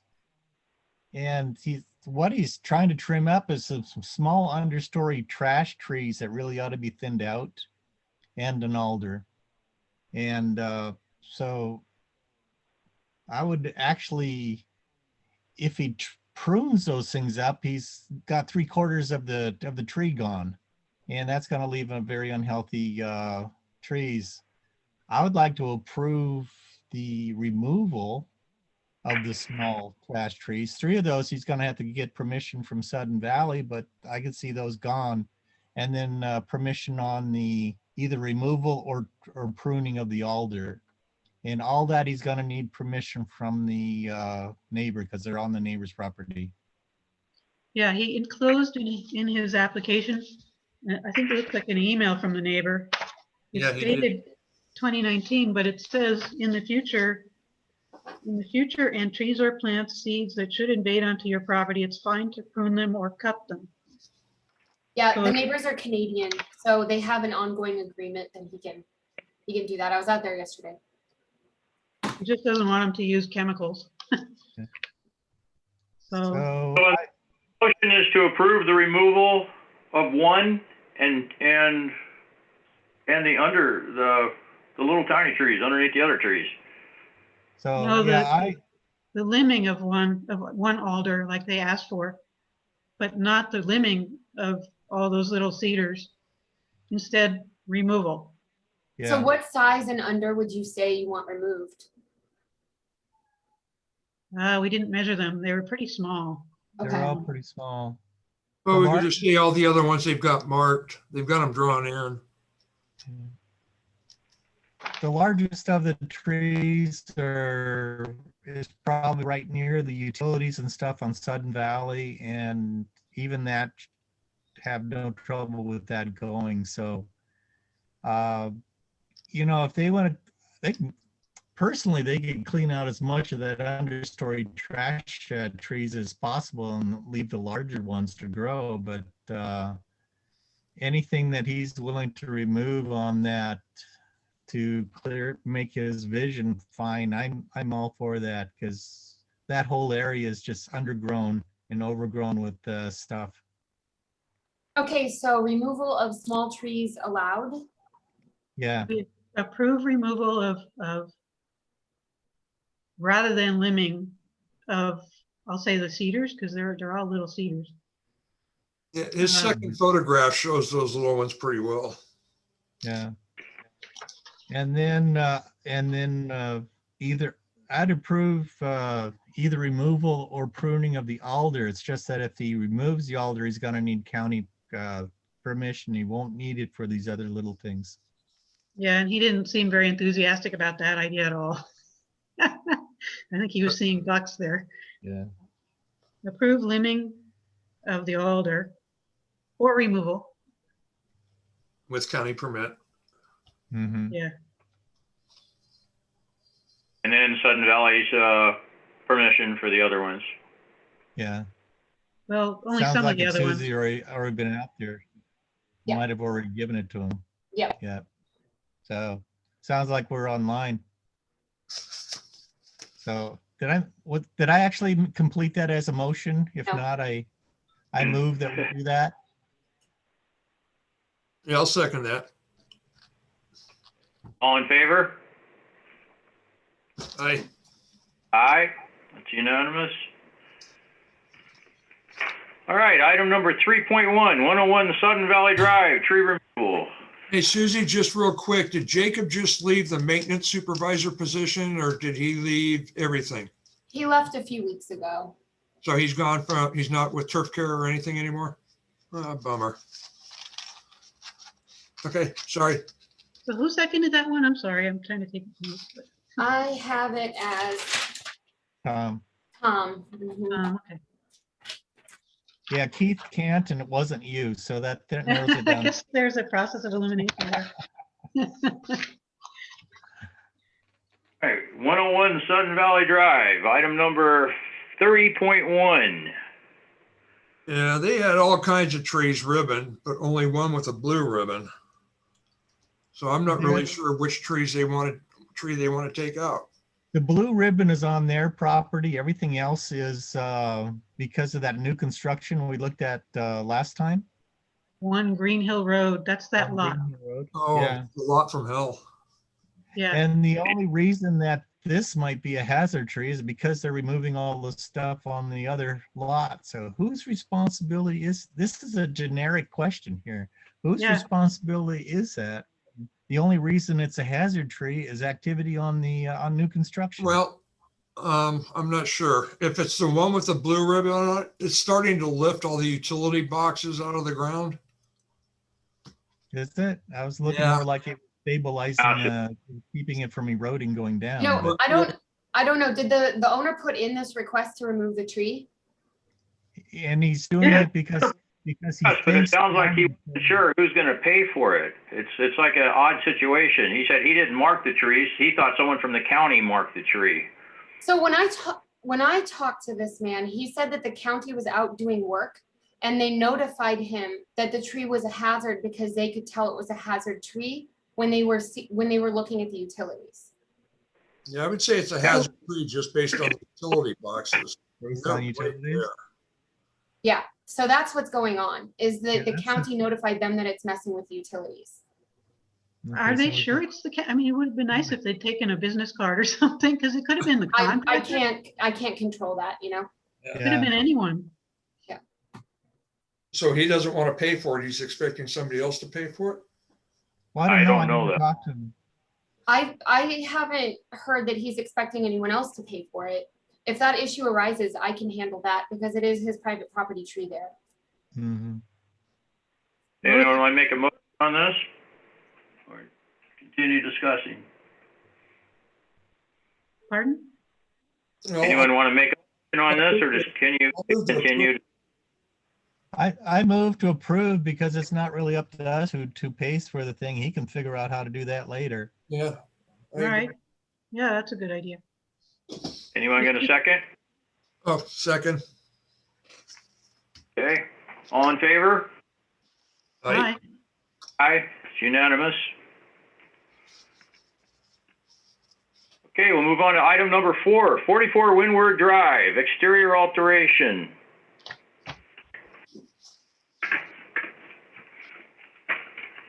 Where the guy's planning on boarding the pad underneath his existing deck that he has a rock underneath now. Move to approve. Second. He did all his own calculations here, so that's cool. Yeah, I vote yes. All in favor? We tried to recruit him for the ACC.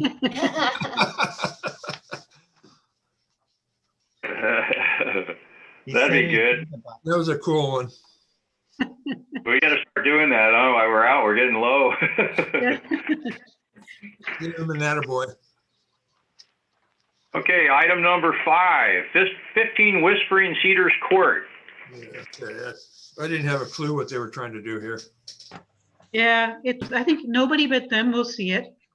And I was worried about impervious surfaces, but then I looked it up and their lot is 0.7 acres. It's huge. Yeah, it's huge lot. So I move to So- approve. Yeah, I'll second that. Did anybody get a legend on their colorful little drawing? No, and I emailed them to ask for a legend and I never got a response either, so. Yeah. Actually, Yeah, green, I didn't know what they were Outside- asking for. he just physically told us green was Yeah. grass, white was patio, and that circled plant was a plant.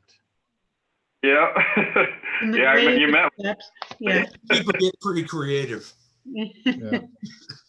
Okay, all in favor? Aye. I didn't look at this one, so I'll take your word. Okay. All right, let's move on to item number 6, 1 Sundew Court. Paint. This was just a request to extension on the house painting. Did they already have an approval? So they got approved and then they changed their request. So Oh, this is a okay. new paint request technically. It's a new request, but Or change the colors? Move to Yes. approve. Yeah, these are approved colors, so yeah, well, I don't know about that, they're pretty but close too. I'll second it. Okay, all in favor? Right? Aye. Well, I could raise my hand now and you could see it. Very nice. All right, item number 7, 11 Little Strawberry Lane, exterior alteration request. Not in our purview. They're not They're not altering really anything, right? requesting anything. They just want permission to park down below the slope at their house? I Yeah. didn't quite understand the deal anyways. I'm not sure what they wanted us to do. None of So us are sure. anytime someone is creating parking on a culvert, that goes through you guys. As a Yeah, parking yeah, but- space. They already They're have not parking right now, it looks like, and they're just complaining that sometimes it's muddy apparently in the winter, and it's too muddy for them to park on. So I'm not sure, they didn't propose anything here that I saw. It's like, what are you They- proposing? They We may can't be approve asking this for- just so that they have it designated as a parking space through the ACC so that they can do things like put down gravel there. You know, Well, street parking's not allowed, right? So how can we- if they have an ACC allowed spot for parking down below their home, then yeah, you can park on a culvert.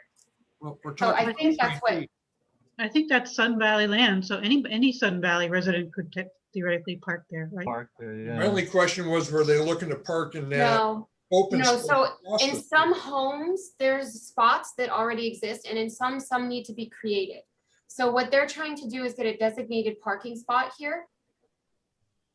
And so I'm that's not with SBCA, that's designated ACC. Parking spots for Park on it people. without hanging out into the street. I tried to get my truck as close to the slope as I could, and I was still 18 inches, 2 feet out into the street.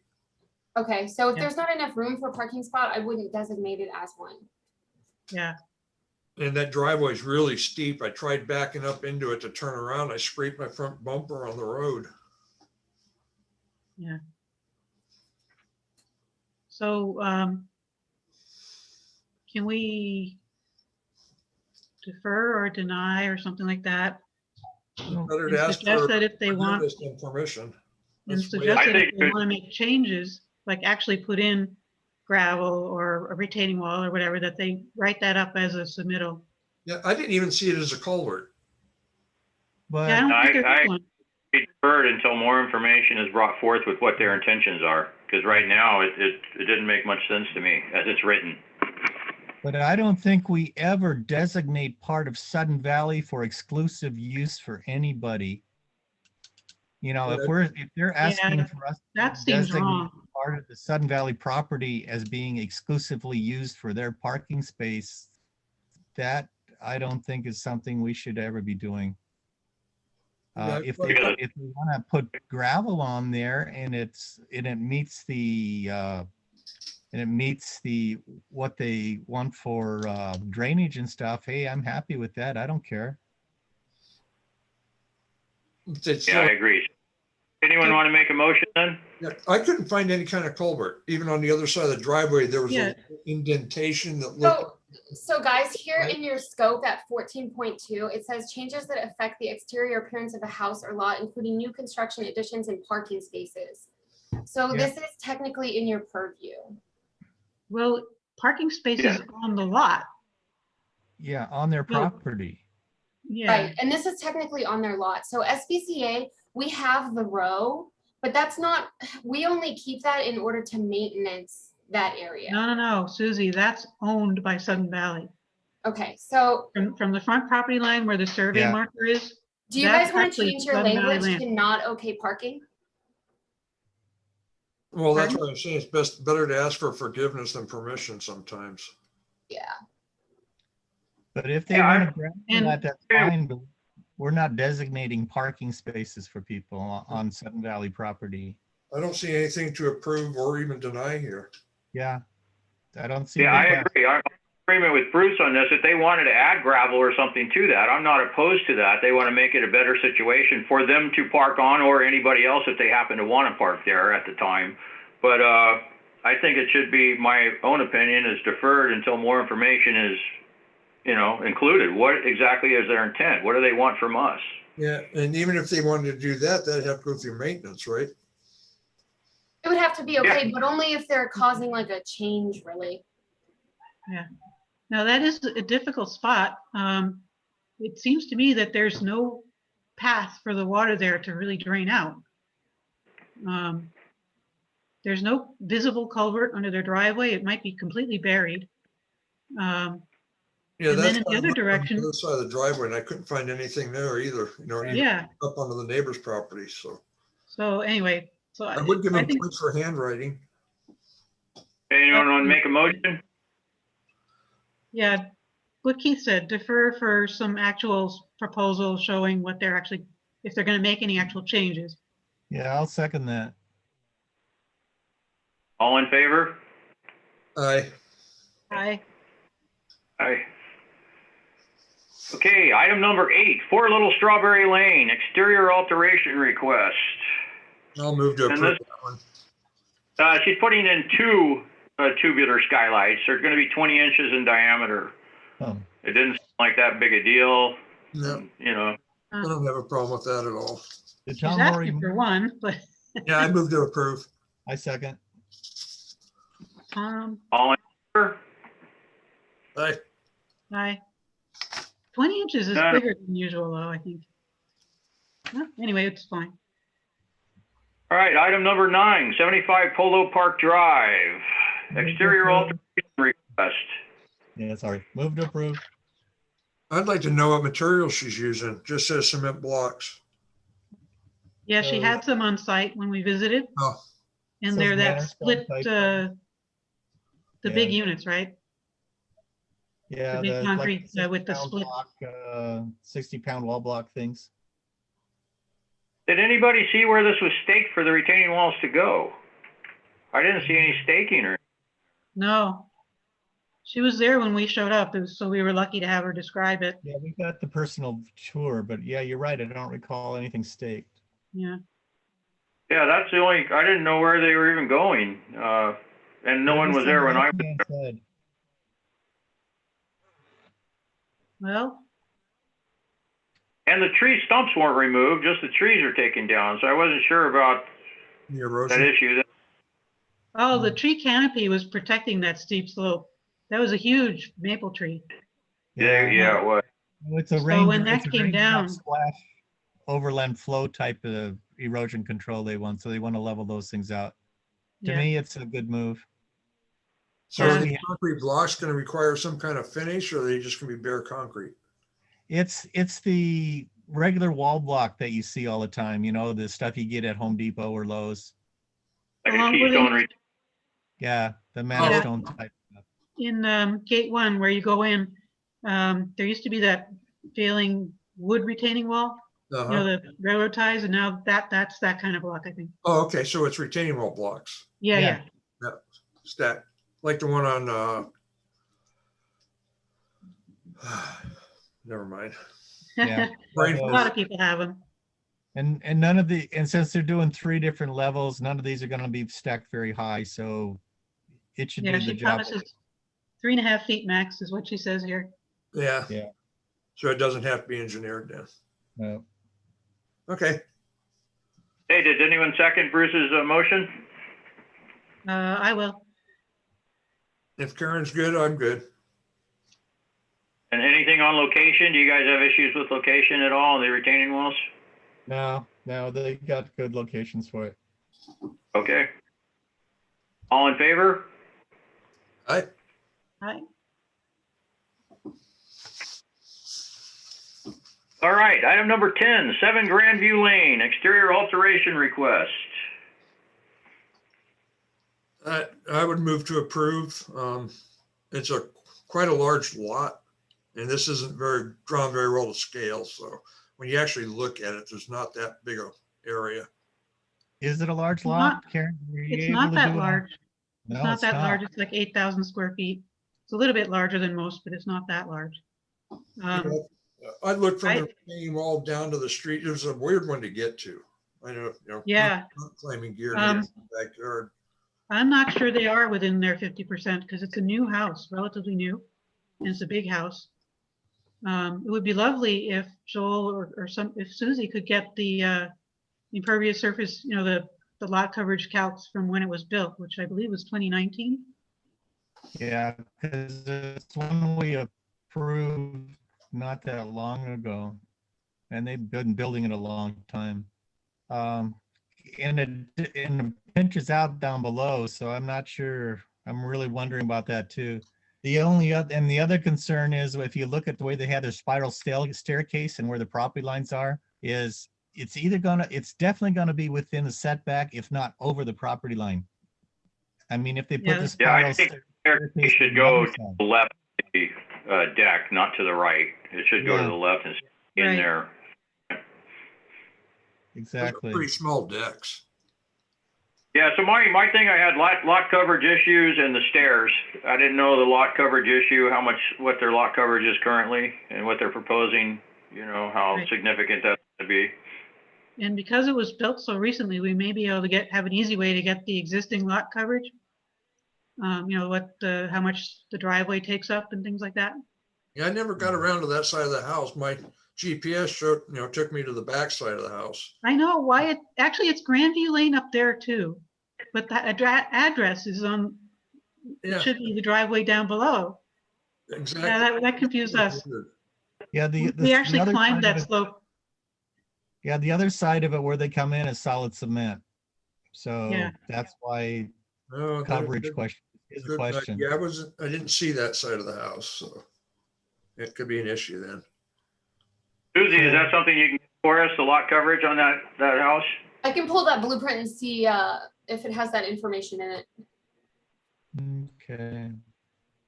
So we've got two things on there, coverage, and we need to get, we could maybe approve it if they put their spiral staircase on the other side of the deck, Yeah, but the center not of on the the house. side that they're on. And another so question, So Karen, did you want to just, oh, go. I was just wondering if you I wanted did have to another- defer it until when? yeah, I think we should defer it. I did have another question though. There's some either stormwater or sanitary sewer or both things, you know, like clean outs and things in that area that they're proposing to put a concrete patio in. And I have a feeling these stormwater systems are not going to last that long, and they're going to want to dig them up at some point. I don't like covering them. I'm With not even cement. sure that would be consistent with the designer because they're supposed to absorb water. But anyway, I don't know. Solid concrete like that, what they're proposing is. It's their problem though, right? They'd have to rip it out. Yeah, Unless it's Yeah, house, someone else's problem. Yeah, right. or yeah, but if they neglect it, whatever then the problem is, just let it go and ignore it. yeah. And then if All right, do we we wanna try to make- force them to, they'll be really angry about it.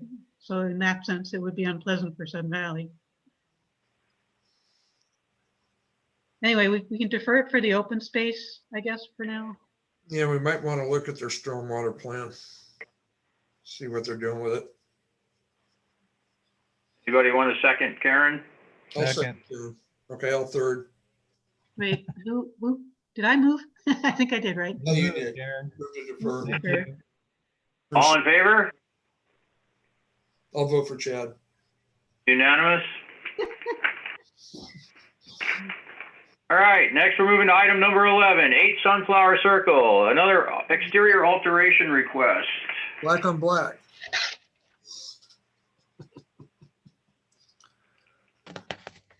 Yeah, this is gonna be really dark. Gonna be dark. Oh, I forgot to look up ocean floor. It's dark, real dark. Really? Almost as dark as the Ebony King, really. Really? Yeah, Is it darker than Is peppercorn? it? I thought it it was, looked to me on Benjamin Moore's site that it was almost black. You know, it I might have think had a little bit of gray in there, but it was pretty dark. I remember we looked at the chips, didn't we, while we were in the office on this, and it was seemed like it wasn't quite to the black. It was dark. But I don't know, for what if we were accepting peppercorn, I thought this was in that same range. Susie, do you remember? You actually had the chips? Yeah.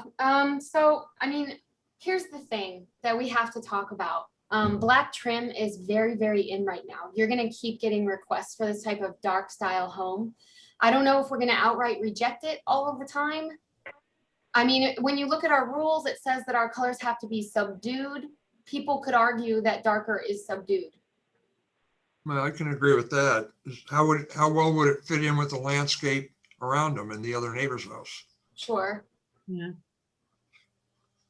And I have to say that when I see the few houses that are super dark, they don't come across as subdued. Oh, they don't. They come across as, Black whoa, holes. spooky, actually. A lot of people, we have to remember when we're here in this ACC that this is not about our objective. You know, we can't, our opinions are one thing, but we have to be objective when it comes to the changing styles and tastes of the people who live here, because we're really doing this for them. Oh, yeah, I agree. I agree 100%. And their neighbors. This is a long ways away from the color palette we just approved. I would And agree. at the time we talked about, yeah, there's going to be exceptions. You know, are there other houses that are painted like this in Sun Valley? There's so little contrast between the two colors also. Yeah, Okay, Very I don't little. mind black I have a trim, hard but- time denying paint colors unless they're just outrageous. And this I don't think is outrageous. I just think it's gonna look like shit. Oh, and what do they mean by fascia? The eaves, the front of the It's eaves, the usually- fascia. Okay, It's underneath the overhangs, yeah. all right. So I don't mind the black trim, but I don't know if the neighbors, how the neighbors would feel about this, like almost all black. Anyone want to make a motion? No? Either. Tom? No, Oh, man. you know, Does anybody remember what the neighbors I'll look make a like? motion to approve. I don't like it, but I'll make a motion to approve. Anybody going to second? Can we approve the black and suggest they go with peppercorn? Which is a little bit lighter, right? Well, yeah, that's on our approved list. And then they don't have to come back to us.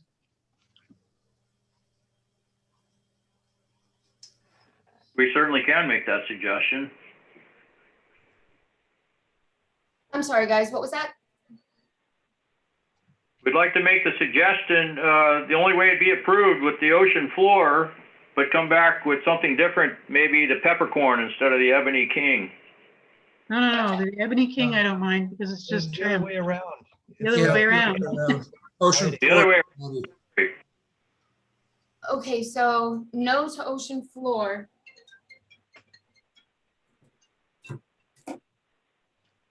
But that just seemed to be a really dark gray.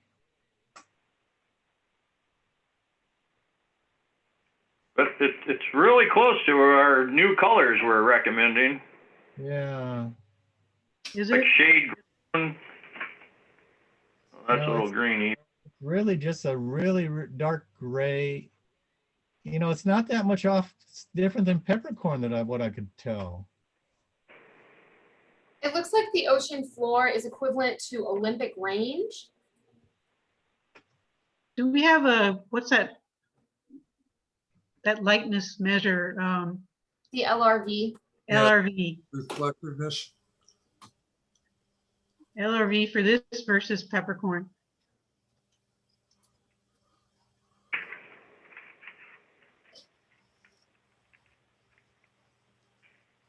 And we're accepting the Olympic range one, right?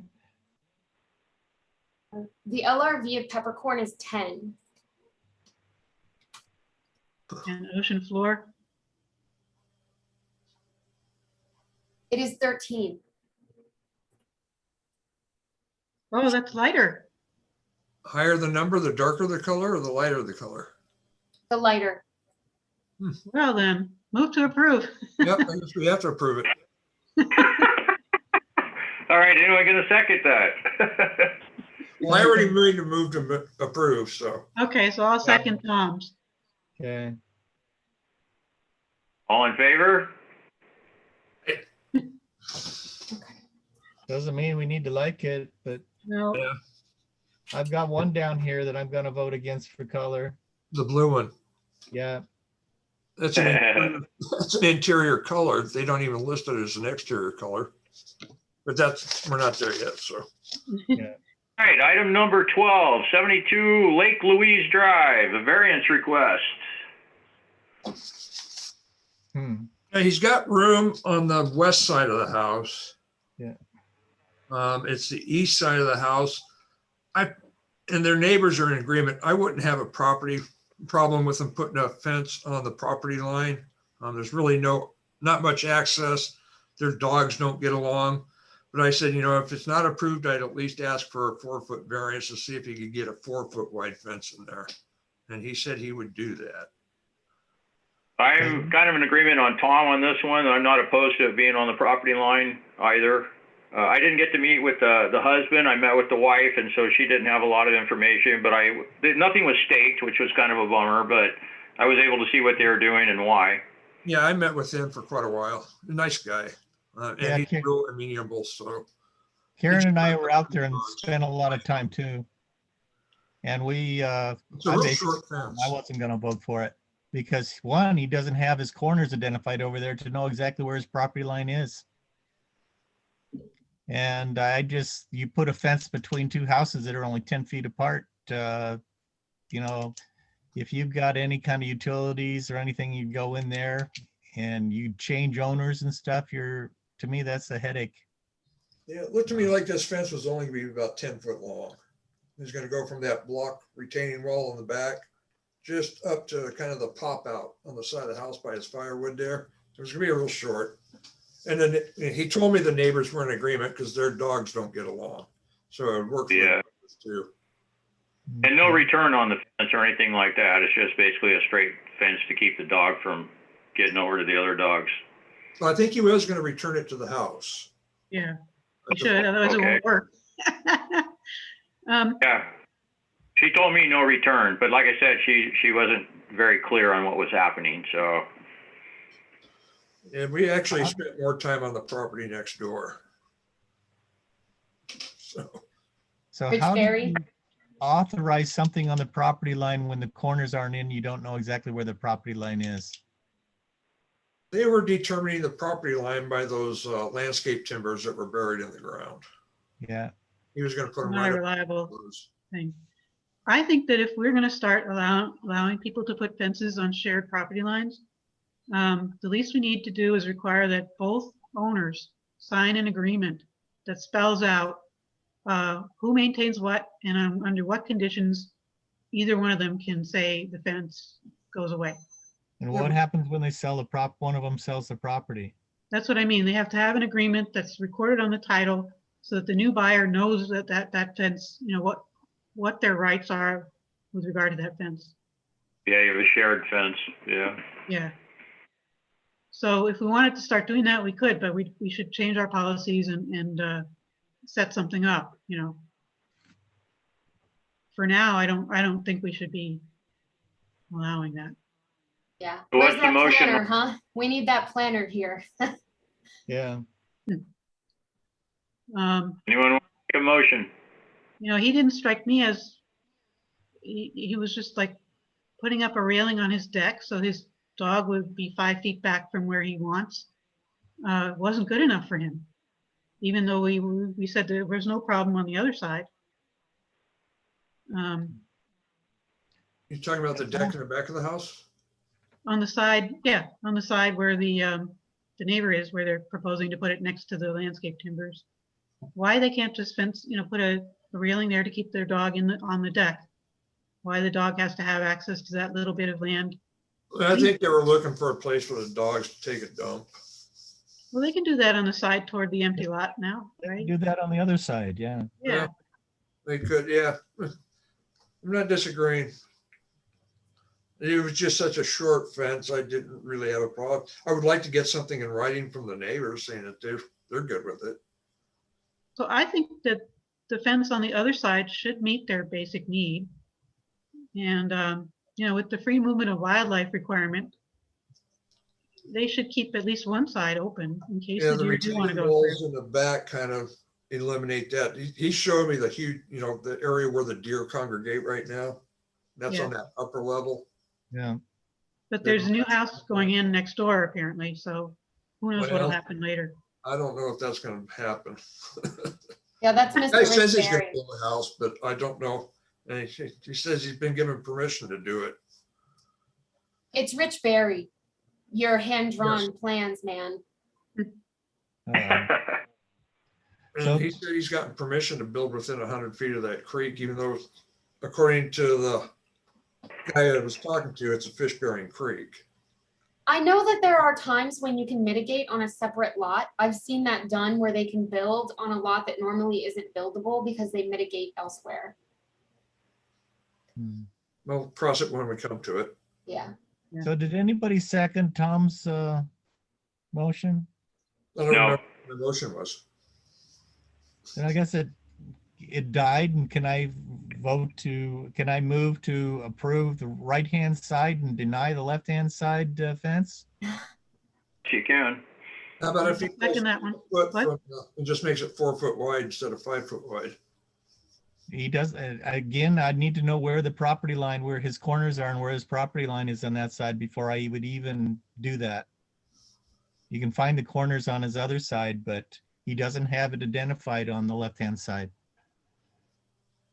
Okay, so we can ask him to resubmit once he identifies, ask for a variance, once he identifies the property lines on the east side. I think that would have to be, I mean, that's a requirement on the request that they all have to be marked before it even comes to us. Sure.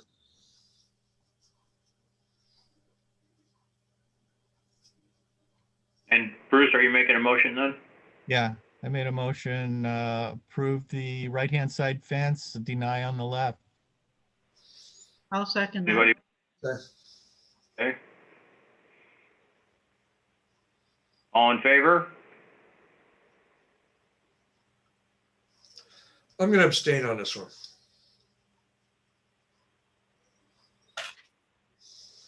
2-0. Do you want to make a note in there that if they get the property corners marked on the left-hand side of their property, that we'll be able to make a determination then? So we defer the left side, approve the right side? That'd be good with me. Follow the rules and then ask for a 4-foot variance. Okay, So now then we're unanimous then on that. Okay. Yeah. Okay, moving on to the next one. Wait. On a generic level, though, I like the idea that Karen has of let's set up something. You said, when are we going to get a planner? We got too many things for him to do. it's really hard hiring right now. I don't know if you know about that. Yeah, Yeah. amazing. You don't pay me enough. Hmm? You don't pay me enough. Yeah.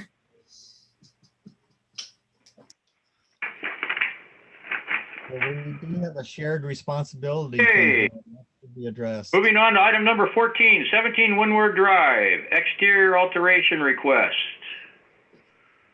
This is his favorite color. Yeah, I'd be good with it if it's like he shows in the photo. So wait a minute, back up, Susie. I think we denied the variance request and we approved the fence on the right, on the side, Yeah. on the right side, and denied the fence on the left side. Okay, with the same vote. Yeah. Correct.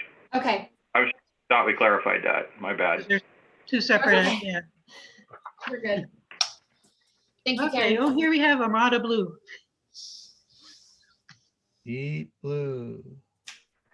I They moved to proposed- deny. We have denied Armada Blue before. I want to And they be proposed to consistent. put it on their whole house plus their deck. Including their deck, yeah, so that's the deck and railings, yeah, although it's hard to see the deck and railings, but, It depends mean- which way you're driving down the road. yeah, depending on which way you're going, The yeah. paint chip is not representative of what they put in the pictures at all. And when I tried to find this paint color on Benjamin or Sherwin-Williams site, it's not an outdoor color. And I couldn't find it on their site at all. So I just did a general search and found it at Lowe's as an interior color, which means, they could have it computer matched. But I just Yeah. got a real uncomfortable feeling that this was going to be a real cheap paint job. Okay, anyone want to make a motion? I moved to approve. I moved to deny. Anybody want a second?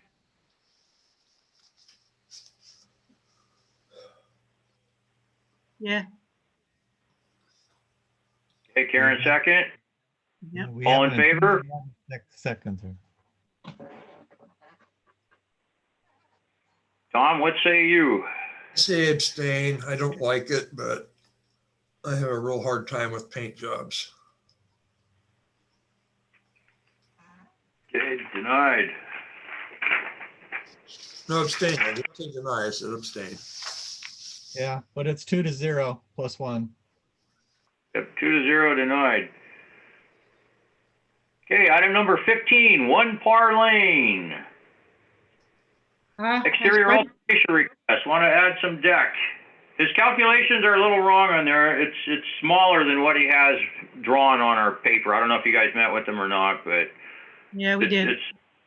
Okay, yeah, so We he probably didn't told measure you. it though. We didn't measure it, and I started to do the open space calc, and he's really close. So don't know. We didn't measure his driveway or his steps or his, all the things that are not on the county website. So to do a real calculation, someone would have to measure stuff. But it looked like he was a little bit over to me based on my approximate calculation. But we don't Yeah, know the he's exact adding- number. Pardon? But we don't know the exact number. Right, we'd have to measure some things because his driveway is kind of not Massive. standard.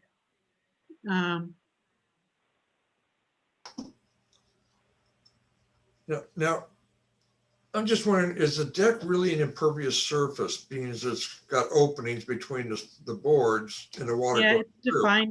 is defined as. Obviously, nothing will grow there, but the water is still going to get through to the ground and absorb. Yeah. The reality is, in real life, there's no impervious, not pervious. I mean, the closest to truly impervious is flat out concrete. But there are many surfaces that are in between. And so when engineers do stormwater calculations, we apply if we're doing it by the simple method, we apply a coefficient that can be anywhere from 1.0, meaning all the water comes out, and you have to size your stuff for all the water that falls on that lot, to 0.15 I've seen for forested sites. So in real life, a deck is not going to be the same thing as a slab of concrete. Yeah. But the county regulations are, it's either black or white. As that's our regulation also. So if the deck isn't totally impervious and you're not sure if he's surpassing that 50%, then shouldn't it be an approval? No, our regs define what qualifies as open space, and decks are not open space. Yeah, definitely not going to be anything growing underneath it. Plus, it's going to be right on the ground, pretty much. It's not. And patios are not open space, with no exceptions. It just says patios. It says, there's a list. It's a fairly short list, actually, in our policies. Yeah, I could see how this would go beyond his open space. He's got a large open area in the back, but there's a lot of house and a lot of driveway. Got a lot of side yard too, though, that's open. Yeah, he's got a lot of space, but I did have a concern on the coverage issue. That was one question I had, and I left a message for you, Susie, actually regarding that, if we knew what his calculation currently was. He's adding roughly 270 square feet of deck at ground level. I mean, it's not, to me, it wasn't that big a deal. He had an air conditioning pad there that he removed and is taken out, so it wasn't adding like a tremendous amount, but I was curious because his drive in the front is massive, and I didn't know his lot coverage. Yeah. And his side yard toward Windward Road is mostly not his property. That's road. Oh, that's true. So maybe we should defer and go out there and measure stuff. I don't know. Pending lot coverage. Yeah. And defer pending lot coverage. Is that your motion? Karen or Tom, when are you making that motion? Yeah. Can somebody go there with me and measure stuff? I don't know. Or I How much suppose I of could it- just- Anyone want to second that motion? Second. All in favor? Aye. Okay.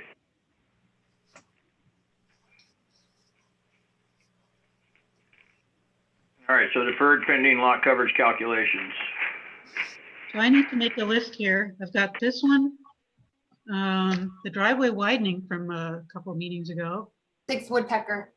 Yeah, 6 woodpecker. And then did we already do one in this meeting? Oh, well, I'll figure it out. Okay, item number 16, 15 Spring Road, exterior alteration request. Move to approve. Yeah, okay. Actually, Anyone want? move to approve, but warn them not to disturb too many tree roots. They're showing an awful lot of planting. All right, tree root disturbance thing. Gotcha. Anybody second that motion? Second. Wait, who made the motion? I did. Did. Bruce? Yeah. All in favor? Aye. As noted, don't disturb the tree roots. Okay, item number 17, 19 Cold Spring Lane, exterior alteration request.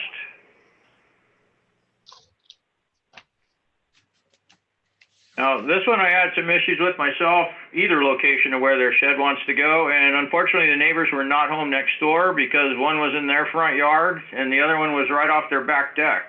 So I wanted to see how the neighbors felt about that, if they had any issues one way or another. And not to mention, it's a separate structure on a side lot. I'm sure they would, because those two have been warring with each other and have actually had to get lawyers involved. So we were out there before with that fence, and the one neighbor keeps encroaching in the setback zone and stuff. So, oh yeah, that's hitting their neighbors there would have been a lot of fun for you. Well, yeah, either way, I looked at this. I didn't know we allowed standalone sheds on a lot, you know? That It is a contravenes conjoined- restrictive covenant number 3. It is a conjoined property, but yeah.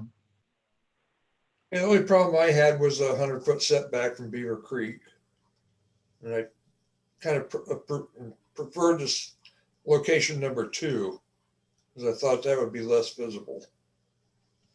Which is which one? The back one or the front one? They're option 2, Option- going in the middle of that pond. Oh, the one in the back, yeah.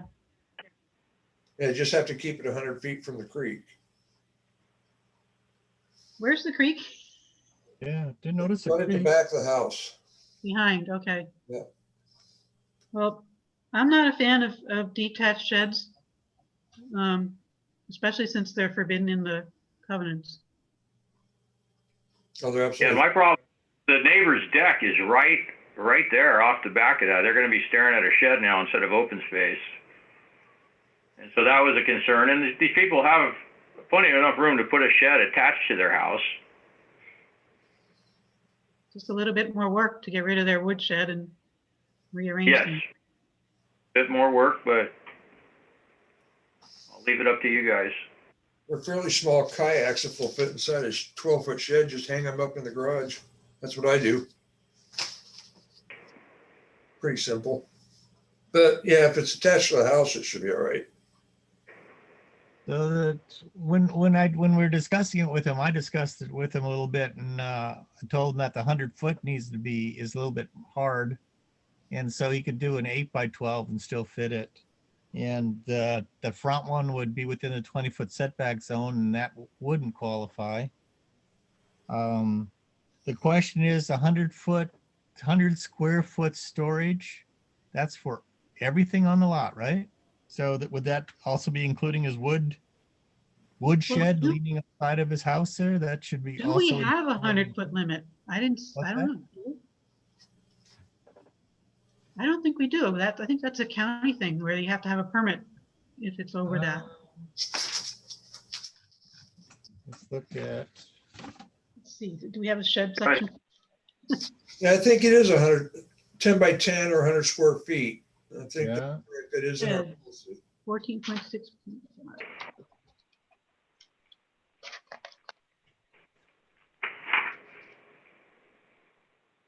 14.6.5.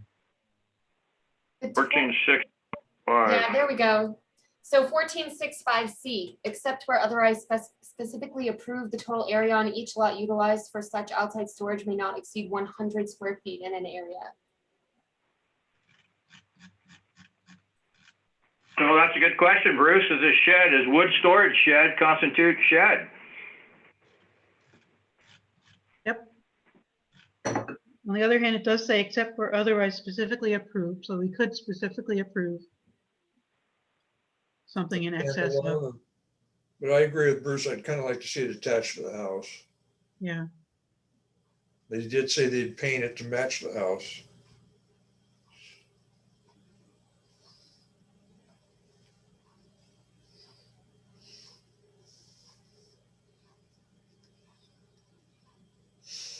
It seemed like to me that his location too was somewhat shielded. But you think it's highly visible in that second location to the neighbors on their back deck? I do. I believe, well, I walked actually where he had it staked back there, and then the neighbor's deck is like, seems like it was 5 foot off the property line, like right there at the rear deck. Yeah, I kind of think if we remember right, their deck is actually within the setback zone is less than 5 foot That's off. very possible. Very possible. That was Yeah, the part split of rail fence is it was part of the apparently issue set back a last foot time. from. Mhm. Well, if the neighbor's encroaching on the property line, that's not really relevant. Yeah. Yeah, it's a pretty big lot. I would think they could find a suitable location. And 100 feet from the creek. Out of the two, my favorite spot was the rear, was option number 2. Yeah. That seemed well shielded and, But I don't really like the sheds out in the middle of the lot somewhere, That's, yeah, it tends to be a junk collection area and, mice and rats or whatnot, a home for that stuff to start living in.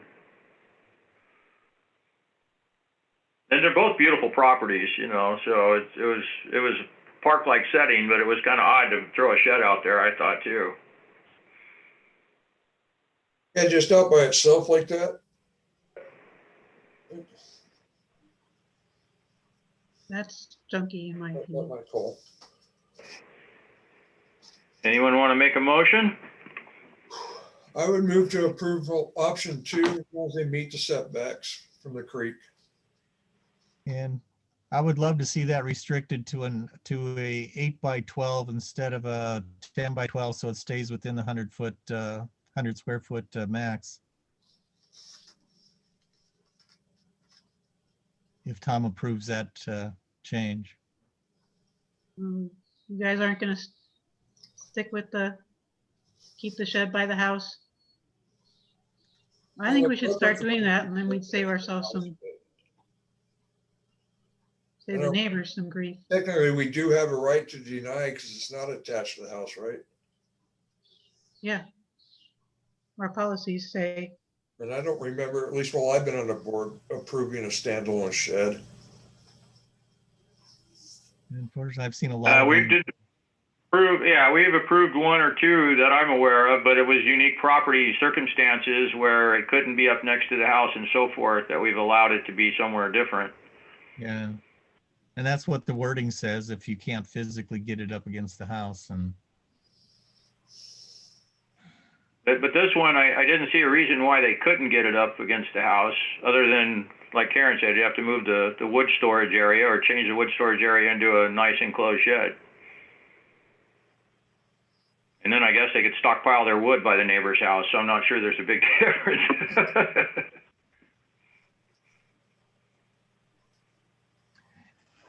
And I guess the one thing that I keep looking at, though, it's the wording says, except where otherwise specifically approved, the total area on each lot utilized for outside storage may not exceed 100 square feet. And so that to me means your total area, that would have to be this shed plus the wood shed combined. right. Supposed to It's just stay 2 under lot, 100. could they get away with 200 square feet? It's just 2 lots. It's a combined lot, though. And if it was a separate lot, we definitely couldn't approve it. It is a separate, well, no, it's combined, right? No, it's combined. Joined. So this isn't a clear cut because I wouldn't, the second location isn't that bad for me if it says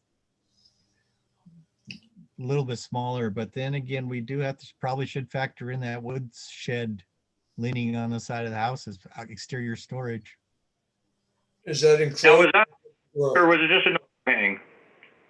Say that Pardon? again? Was it a shed or an overhang for the wood storage area? I think it was just an overhang, wasn't it? It was like an open structure, right? It had sides and a top, but not front. So it's Yeah. just kind of waterproofed.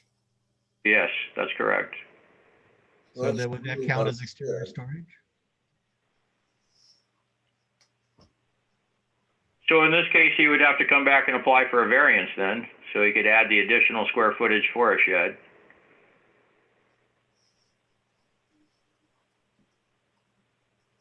Would be my understanding. And would we deny that, you know? Yeah. To me, I still would be fine with the 8x12 in the location number 2, but Okay, Yeah, it might even be good with a 10x12, but if we want to say 8x12 to meet the 100 square foot max, even though it is standalone, but we can't give exceptions. He doesn't have any really strong reason for an exception, though.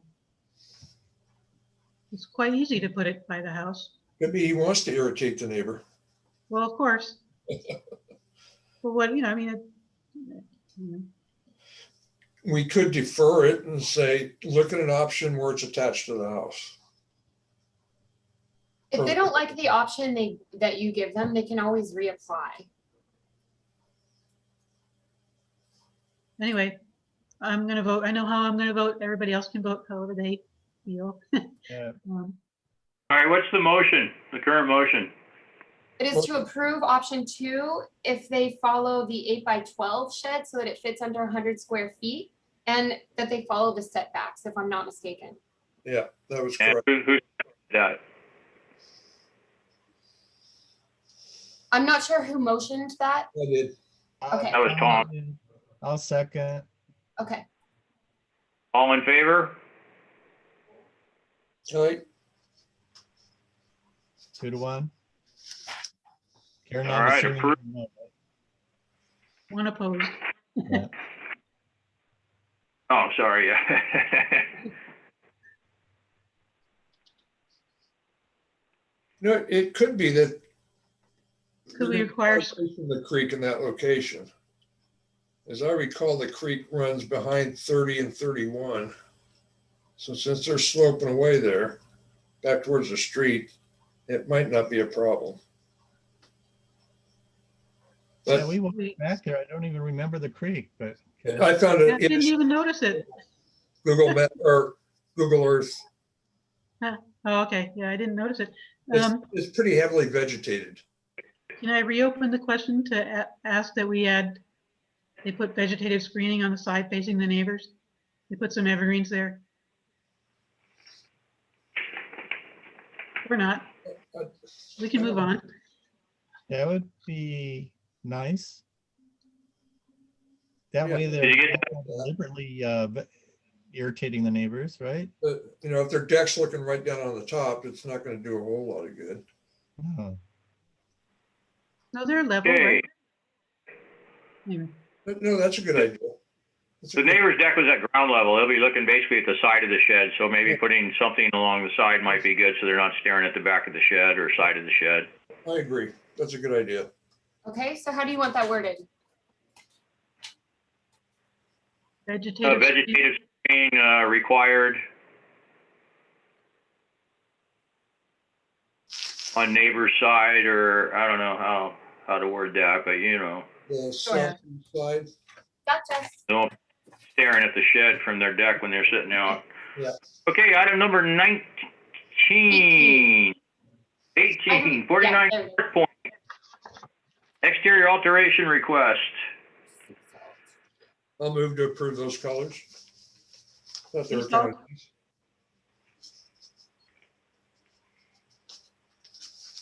Who seconded? Which one are we on? 18? Number 18. Oh, that's the Yeah. light green. Yes. Yeah. Who moved, Tom? Yeah, I mean, Tom So- has moved to approve. Second, if it hasn't been Tom made seconded. the motion. I didn't hear a second. I'll Bruce, second. Bruce? All in favor? right? I'll abstain. I don't want responsibility. Yeah. For a pale green color? The thing is, I'm gonna have to Item look number- at it. Yay. Item 19, 49 Stable Lane, exterior alteration request. Move to approve. I'm really looking forward to seeing what chameleon looks like. Actually, I had a, Well, if it's I thought chameleon. they weren't very clear about which color goes on the board and batten. They were saying to add an accent area in board and batten above the garage door. And then they list the Swiss Yep. coffee as for board and batten And and trim. the landscape red for accent. So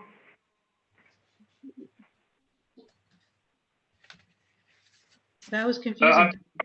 The top one, trim, board and batten, the Swiss coffee. Because they're adding a board and batten accent area, right? Yes. Yeah. I'm sure it's a cost saving measure. They The say so. landscape red looks like it's kind of a toned down copper, copperish brown. So maybe we can approve subject to their telling Susie more clearly which color goes where. Would it mean denial? No. So let's just approve it. Yeah, All right, let's see what it looks like when it's done. well, they're doing And it. who motioned that and who seconded it? I I- motion. Yeah, I have Bruce as the motion. I don't have a second. I'll second it. Okay, all in favor? Hi. Did you zoom in on that chameleon though? That's interesting. It's like a green underneath the brown. It's almost like a camouflage. Well, yeah, that'd be a good name for chameleon. If it's chameleon, you should be able to see it. Yeah. Also, Talk about something designed to blend in. All right, item number 20, 109 Windward Drive, exterior alteration request, Move to approve. repaint. Yeah, I'll second that. All in favor? Okay, Aye.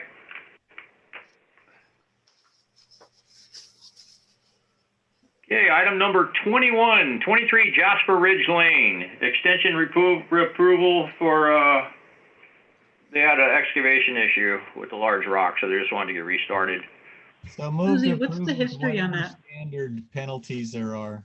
or So fees. from what I understand, this was a problem with them hitting a rock and they had to cease activities. I'm not sure how their approvals worked when they were under John Gordon. But at this point, we're trying to start everybody over from the right spot. So that's why they're going through this reapproval right here. Okay, Okay. because they, don't they get one extension for free? Yes, but they've We already do. gotten that one. Oh, yeah, they started in 2019. that must be a So- big rock. So my motion is includes whatever their standard fees and. $100, yeah. Okay, I can Okay. agree with that. Okay, all in favor? Right? So I guess I seconded. Yes. You did. All right, Oh, that's through our list for today. I appreciate going through the houses today too, guys. That was good. yeah, A that was little kind extra. Trying to keep the meetings, I'm gonna try to keep them down to like 2 hours. I realize we're 2.5 right now, but go ahead, Bruce. We still got the one remaining to vote on, the one that's outside is 90 days, Oh, Yeah. yeah, 58 North Point. 58 North Point, yeah. I think we're gonna make him go through the complete reapproval. Oh, really? Okay. Yeah, because it's been so long. I'm not sure about that, though. I know I was talking to Joel about it. It's gonna be Joel's decision, I think, so. That's another Rich Berry build, Yeah. so it's kind of up to you guys if you wanna talk to Joel about that one. The main thing is if nothing has changed from his previous approval, I would go ahead and approve it now But if Okay. there's changes, then, because I don't want to go through that again. Okay, And I'll tell Joel the that. difference now would be that he hand draws instead of does digital drawings, and Yeah. Yeah. That's Well- the last one we accept with the hand drawn. Yeah. And he did this dribs and drabs thing where he kept sending in partial changes. So I actually Yeah. don't have a good feeling for what I approved, but it's an easy lot. are we extending a complete package? Or is it a partial package? It was completed when we approved it. So unless something's changed, I move that we. I am worried that maybe 58 North Point wasn't completed when you guys approved it. I'm gonna check and make sure if they had any changes that Joel puts it back through, because they do like to add changes to these things and not tell us. So let's just confirm that 58 North Point has had no changes. If there have been, we'll put it back on. Yeah, so let's defer it. Sounds great. So either we ignore that we added it to the agenda, or we defer it until Joel tells us otherwise. Let's just ignore the ad for now. Okay. Okay. I like that. Hey, all right, guys, thank you for a Susie, fantastic Susie, meeting. Real quick, it looks like another board member left. I What's don't know that? about that. Oh yeah, there's a vacancy on the On the board. board. I know that Andrew left, and I Oh. think that someone else has left as well, but I'm not sure. Oh, Yeah, they're advertising for someone. yeah, I saw an Good man. advertisement for a new board director, not two. Any new business that we need to discuss? Yeah, we were discussing protecting the neighbors' trees. Yeah, so I had a little conversation with Glenn regarding that, and what he advised us to do at this time would be to require an arborist report from the developer on the neighboring properties that might affect someone else's trees. And it seemed like a pretty safe way to go about it. Get an arborist report saying that, hey, you know, it's they're liable, and the arborist would come back with his report saying either yay or nay. Mhm. Before and after report? He did not say before and after, just an arborist report prior to starting. And then the, Do a lot of damage in the meantime. Prior No, to starting, as in they've prior to- already.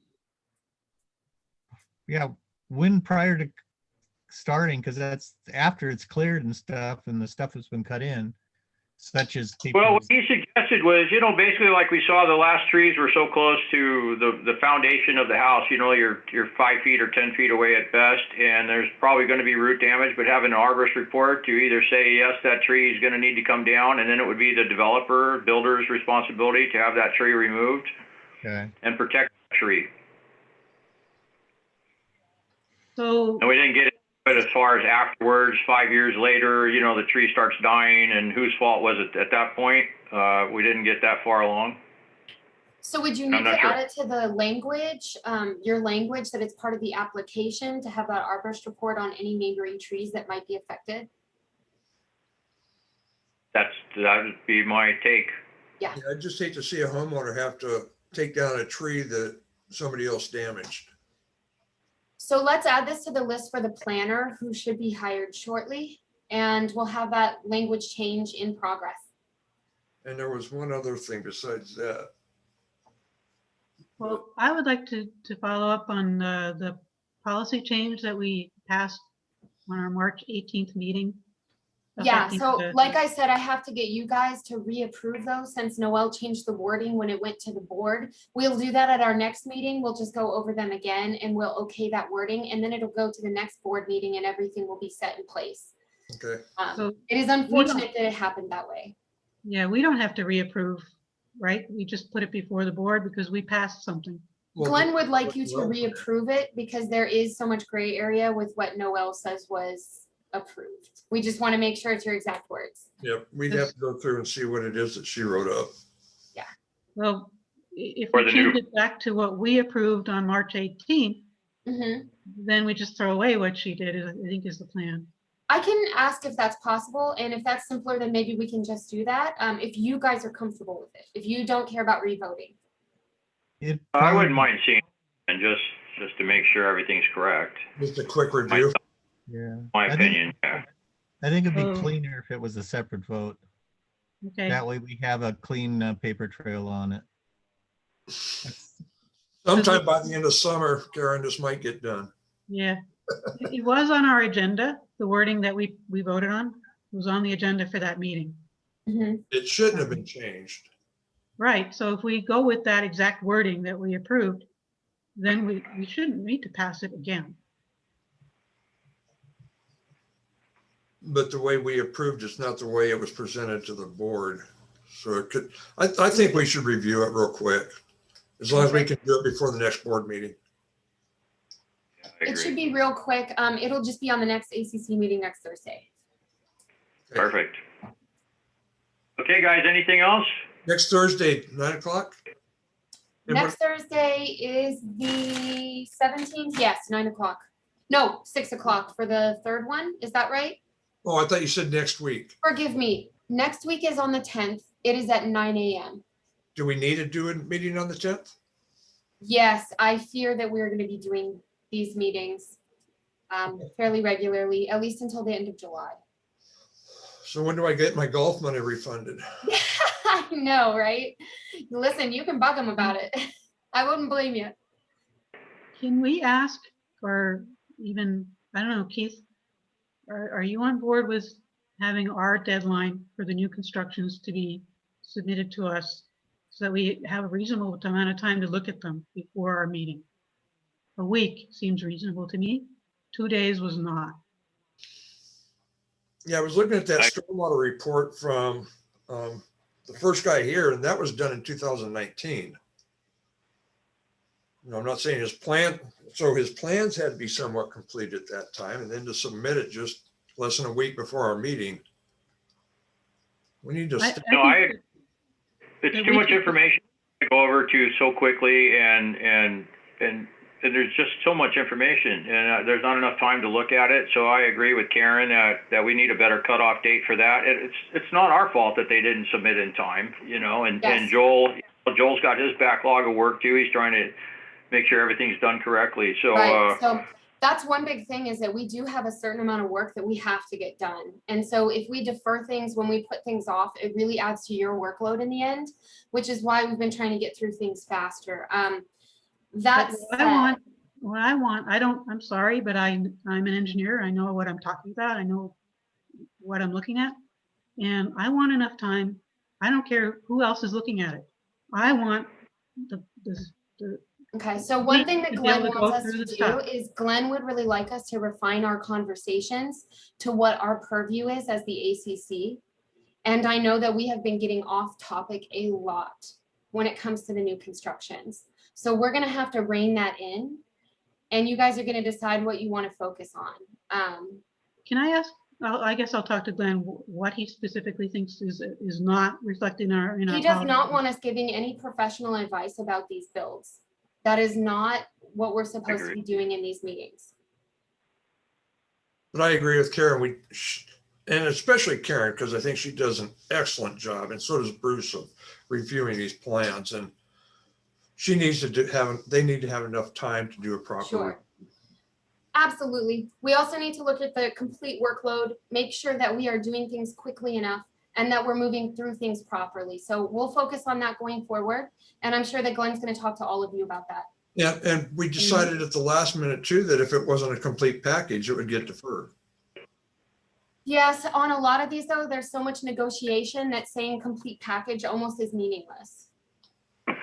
I think. Yeah, and I think the idea of having Joel doing a better job and people start expecting that we are going to deny things or defer things if we don't see everything we want to see on the plans. And as soon as like Fuller comes to mind, because his plans are constantly missing things that he knows we're going to ask for.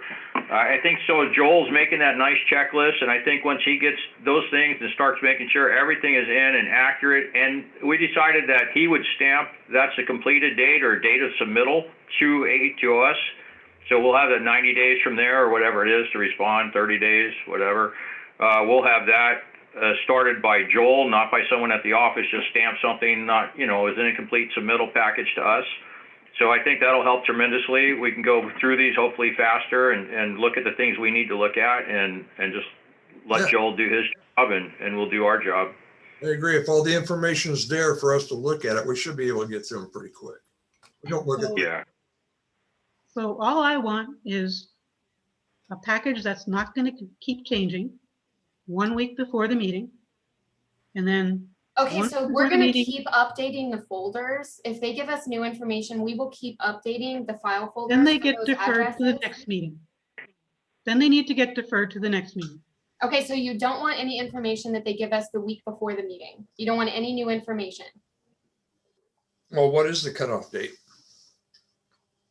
See, that's the There- problem. So there can be a cutoff date, but what if they come back with something that week before? Are you saying you don't want any updates to any application for a week before they come into you? As soon as they bring something new in, then we have the right to say, you're on the next meeting. You're not So on the we current we meeting." have the right to do a lot of things, but we have to be functional when it comes to dealing with these builders as well.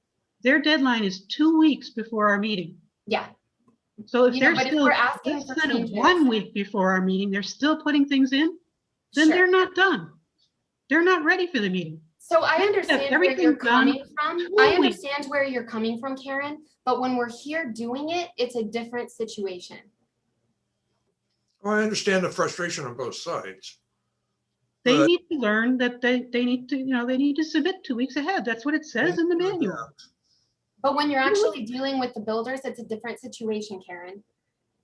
And I Tense. understand that we're all Why? trying to get it to where it is best case scenario, but being very black and white about it, where you just deny them constantly, is gonna put a lot of business happening off in the valley. Well, so Well, I what? think extending the, It's gonna make them take it seriously. is I what it's agree gonna with do. you, and it's fine to have requirements, but we also need to retain some amount of flexibility to get things done. Why? They have to learn that if they want to build, their building houses is not necessarily a good thing for Sudden Valley. well, that's neither here nor there, I don't think. I It's understand. what- not like we're like panting to have them build houses. That's what they need to, that's what they want to do. We don't care, really. It's in Yeah, fact bad for the environment when they build more From the houses. 90-day build process to 180 days, and then really encourage these guys to get their submittals in Earlier. 80 days ahead, so that we can approve them and not have this huge work. Yep.